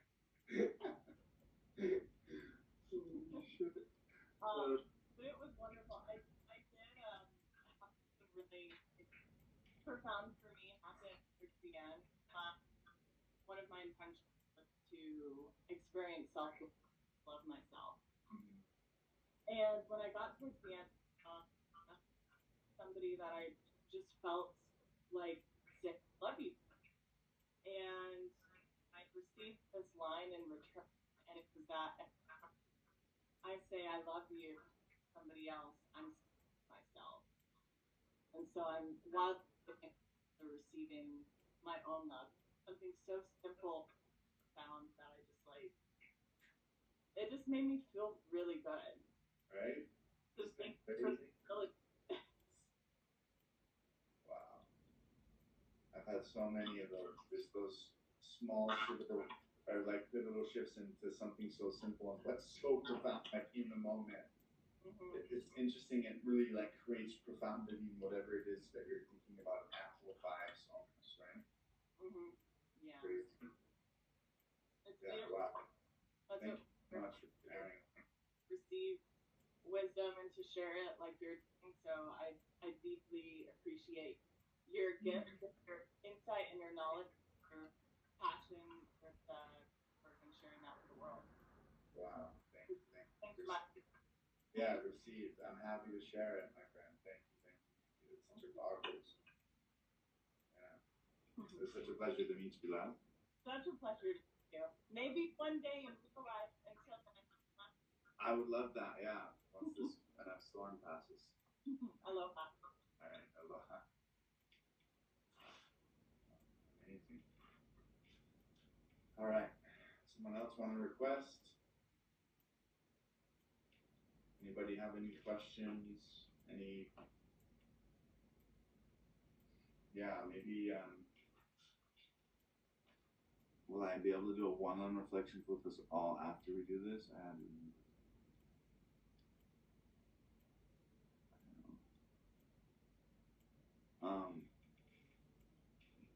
you can share, but yeah, I'm not gonna go one-on-one for and speak to you guys individually.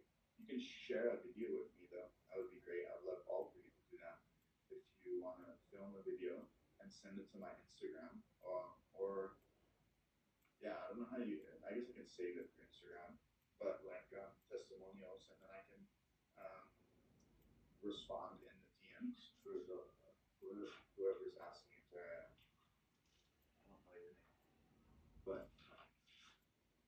the way to communicate here with you guys. It's a bit, it can be a bit much, but I'll get back to you as quick as I can. But if you want to join now, if you want to ask any questions, you're welcome. If you want to share anything, happy to hold this space for another 10 minutes or so with you guys. So people, I'd love to leave a few minutes just to talk about how to create a practice. Because again, this is a practice, right? This is something that we do day after day, and then that we develop and grow.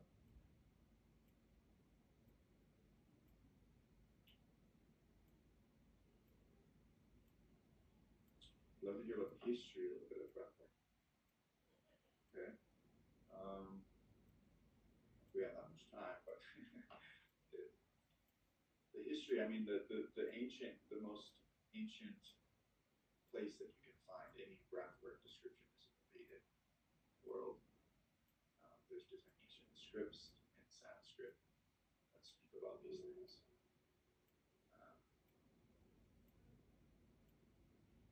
And that's like as far back as we can trace it.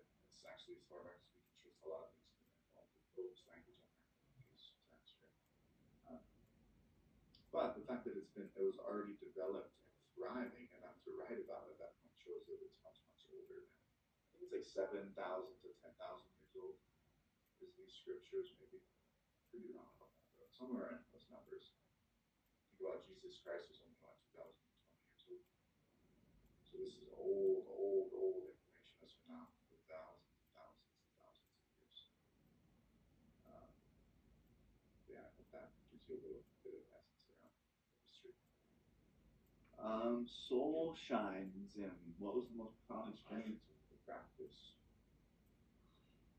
That's a hard one. There's been so many stories, so many miracles that I've seen. If you want soul shine in, if you come on and join, and we can talk, and I can kind of give you a little bit more, give you more detail, maybe a story or two about my personal experiences, some of the so-called miracles that I've experienced, right, or that I've witnessed or been a part of. But I do want to leave space to see you guys again another 2 minutes or so. I'd love to see your faces. Oh, there she is.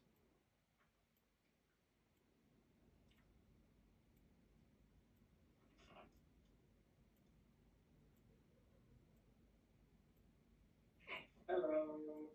My name is Shannon. Hi, Shannon. I love your Instagram name. So nice.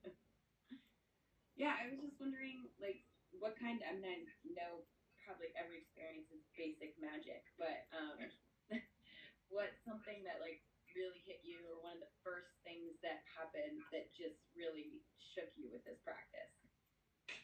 Beautiful. Got it. Love it. I'll probably tell you a story outside of my personal experience. The ones that I have would probably be a bit longer. I don't have time to go deep into that. But what I'm going to do is I'm going to tell you a story that happened to me years and years ago. And this is a story I tell a lot because it was so fucking profound to me. So many years ago, I was in Bali and I was with friends. And basically, I met a few other individuals. And one of the beautiful people that I met, I'm just going to make up a name. Let's call her Nina. So I met Nina, and Nina was a beautiful soul. Nina was an African American, Dutch, I think, from somewhere in that area. And she was just incredible. She looked like an angel, beautiful soul. And I met her with a few other individuals. And so we were at a cafe having a conversation. Next thing you know, we're talking about this, we're talking about that. Next thing you know, we're at their villa. Next thing you know, we're doing breathwork. And I'm leading them through breathwork. It's afternoon-ish, late afternoon. So I lead them through, this is years and years ago, I lead them through an experience. It was newish to me, so I was still in the beginning stages of kind of recognizing and being able to dance this as a facilitator, what that looks like. When you're doing it in person, which is a very different, right? And so I recognized that she was going through a pretty, I wouldn't call it crazy because it was very internal, but I could tell that she was somewhere else. And how I can tell is that when people leave or they go somewhere, they're having an experience with an internal experience, their eyes will flutter like a dream, like REM, right? When you're in REM sleep, your eyes will flutter. That's how they know that you're dreaming. Rapid eye movement. That's what REM stands for. And so I was seeing that there was rapid eye movement happening in her experience, and that she was somewhere else, and it was really happening for a while through the experience, and I was like, whoa, she's really going somewhere. So then and other people are having really crazy experiences as well, but we go through the experience, we finish the experience, and after each experience in person, we circle up into a circle. We're all sitting in a circle around. We go through piece by piece, people share their experiences, go through that process. And so we go through and people share one by one, and we get to Nina, and she goes to speak, and the whole time when other people are sharing, she's not there. She's looking down at the ground. And I noticed it a few times. Okay, she's very not present at the moment, right? She wasn't listening to anyone. She was just like somewhere else. So it comes to her, and she goes to share, and she looks up, and she goes to speak, and she loses her marbles emotionally. And I was like, righty then, like, so, and when I say lose it, I mean like she loses, like, crazy amount of emotion comes through. She's screaming and crying and snotted, and I'm just like, damn. But she's going through it, and luckily there was a girl next to her, her friend, that was like comforting her, but we didn't break the circle, and we just held that space. And so she cried, and then 30 minutes go by, 45 minutes go by, an hour goes by, and I'm like, fuck, like, did I fuck some shit up? Because maybe, like, for some reason I was thinking sexual abuse, I was thinking rape, I was thinking she had the trauma come back up, and she was dealing, she was processing it. So knowing the power of that, we were holding that space to process that emotion, right, and that trauma. But that's what I thought I was thinking, because it was so extreme. Now, we wait for probably an hour and a half in that circle, and finally she is able to speak. And the story she tells, I'm going to tell you now. And it's a profound, beautiful story. But the miracle in the story comes 3 years later. So first I'll tell you the story. This shit gives me chills every time I tell it. I already got chills. So she talks about what happened in her experience. And this is her recounting the story. She said that she was in her body, breathing next to the pool, feeling the sensations, and the next thing you know, she said she was looking from above down on the villa and the pool and all of us around. She said she was bird's eye view, and she was staring at her body, still breathing and moving. She said at first, it was the first time she's 19 years old, she's never had an out of body experience, she's never done psychedelics, anything like that, so she's like, what the fuck is happening, right? Like, imagine, like, you don't know about this stuff yet, and the next thing you know, like, there you are. And of course, I did what I did with you guys. I explained it to the best of my ability. But like, I can tell you all day about what it's like to stand on the moon, but then like you're on the moon and like, right? It's different. So she leaves. She says she leaves her body. She's looking down on her body, and then she says basically what happens is that she goes into a different experience. Like the body goes into a place. So she kind of sees down, and then next thing you know, she's looking down and she's staring at her feet. And she says her feet are in the dirt, in the dust. And she can see her feet, and she can feel the dust beneath her feet. And she said she looks up, and when she looks up, she's in a place, a very dry place. And there's a group of people coming towards her. She says she's kind of confused at first, and then she recognizes and realizes where she is, which is in Africa. And as the people approach, she has this feeling of kind of union happening. And she says what happens is she meets her grandparents for the very first time. Now, in her real experience, she's never met her grandparents. She's never seen them, doesn't know what they look like. But she knows they're in Africa in this space, in this indigenous tribe kind of. And so she says that these two elders, a male and a female, come up to her, and they don't say anything. She just knows that these are my grandparents. And they smile, and they greet her, and they hug her, and the whole tribe is behind them. And she said she takes and dances. The greeting turns into like a dance, and she dances into the tribe. And this was before I ever watched her. This woman moves in real life unlike anything I've ever seen. She's one of the most incredible dancers. So she dances in her vision, or where she was with her tribe, into the tribe itself. She says there's a big fire. They start dancing around the fire and chanting and doing, the indigenous kind of rituals, I guess. It's like a welcoming thing.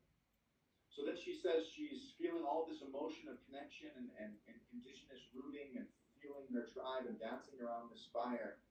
And she says it's the most beautiful thing she's ever experienced.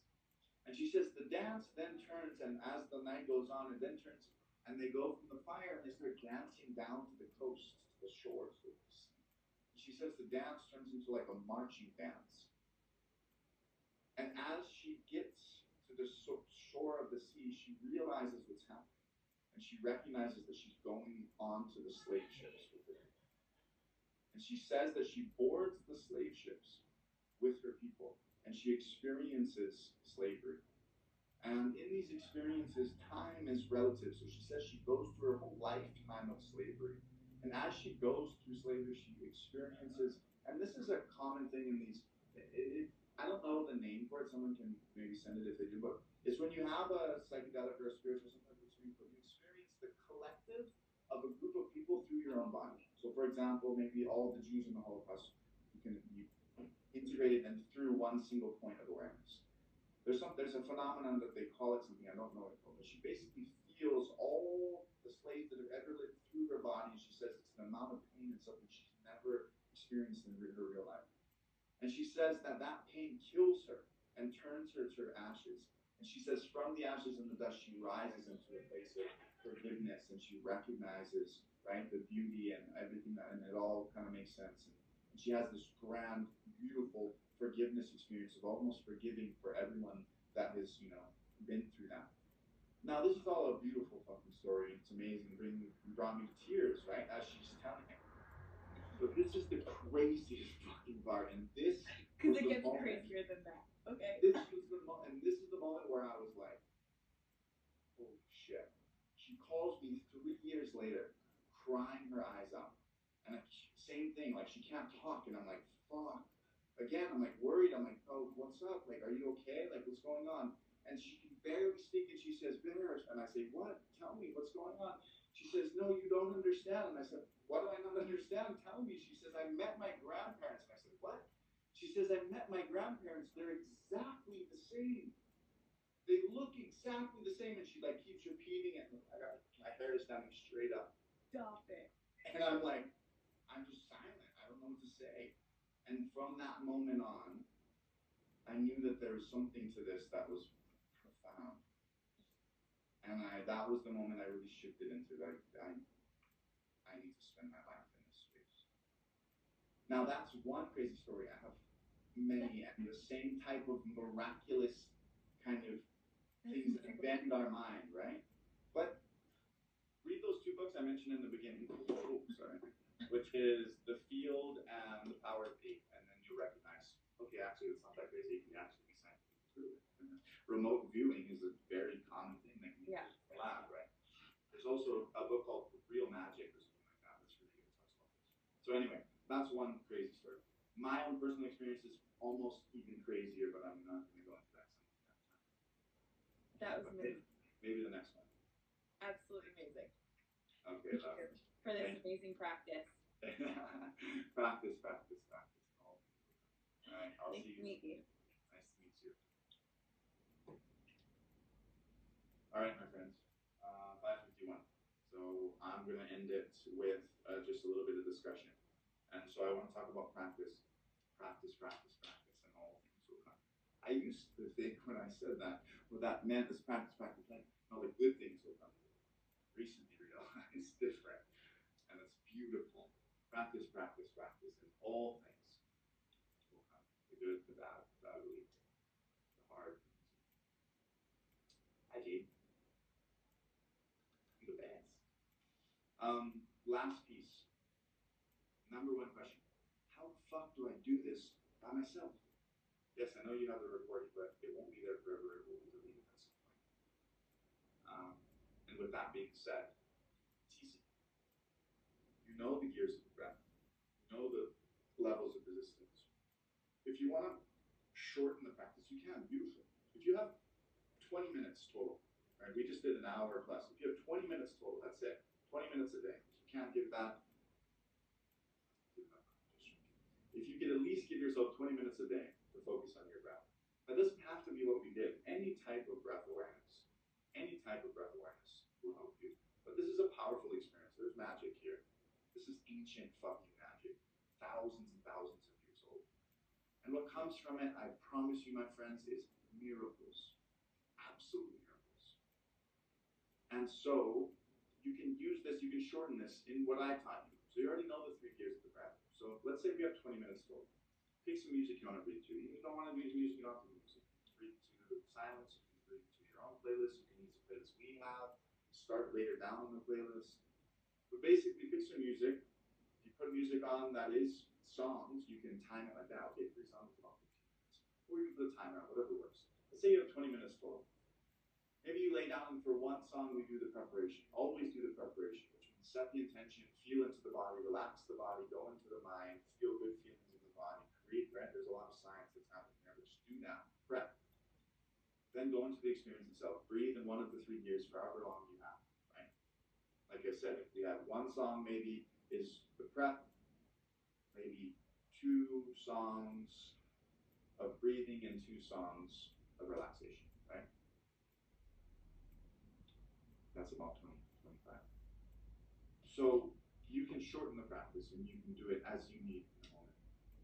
There's so much more to teach around breath. Breath for anxiety, breath for right, creativity. Like I could, it would take my whole life to teach you guys what I've consumed. But I'm here to help. If you guys want to connect with me personally, do that. Reach out to me on Instagram, SkyBearB. I'm happy to open the space up to have conversations about breathwork facilitation, about private practices, going deeper into your own experiences, actually being able to see you, work with you through Zoom. That's really powerful. If you have friends or family you think need this or could gain from this, I do private sessions with families. Lots of love. Happy to help. If you want to send me videos of your testimonies, I'd love to see you guys. I'd love to hear your testimonies. Hope you guys had a beautiful experience. Thank you, Jade, for your magic. Jade is an absolute angel class ass keyword. I can say that, please. That's all up here. Jade, thank you so much. Everyone else, thank you guys for coming. I'm going to send you lots of love. I'm going to save this and upload it now. And maybe I'll see you guys on the influence. Peace and love and breathwork and granola.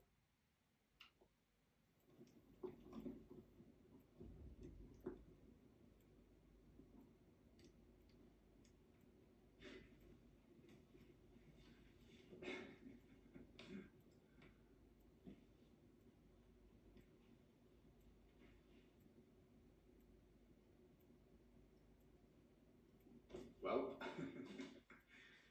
welcome back, my. Yo, what the fuck?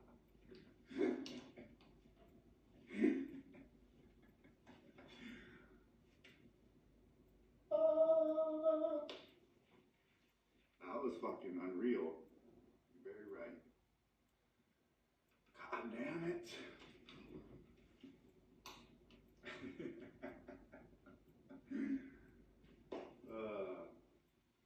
Magic. This is magic, my friends.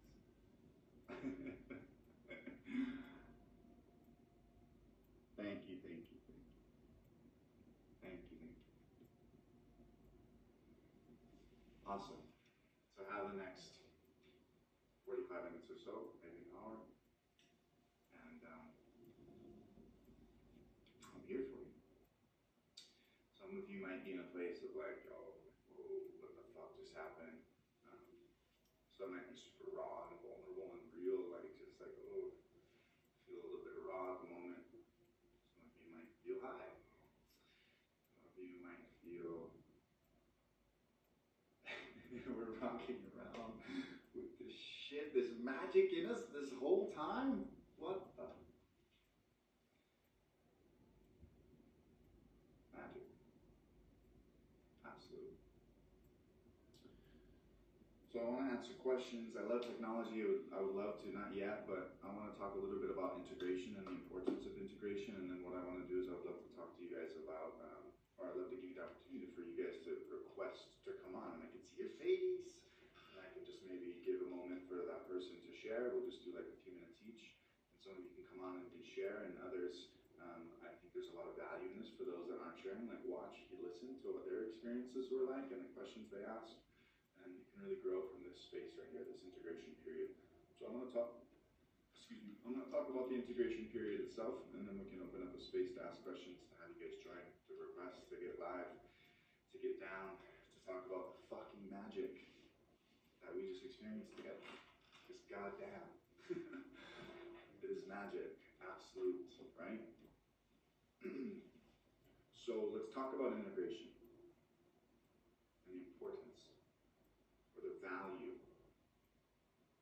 I want to hear about your experience. Okay, cool. I would love to share mine with you. But we'll wait until it's time to ask questions and then we can dive into them. So what I want to do is I want to talk about integration itself and the importance of integration and the value that is available in the integration period. Yes, it's all about the experience and the high level, but what about afterwards? Here's an important thing to kind of realize. I've been in this space for a long time, and whether it's through breathwork or through psychedelics or through near-death experiences or through extreme sports, whatever that is,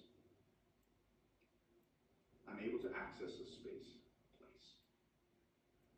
The places have different textures, but it's the same space.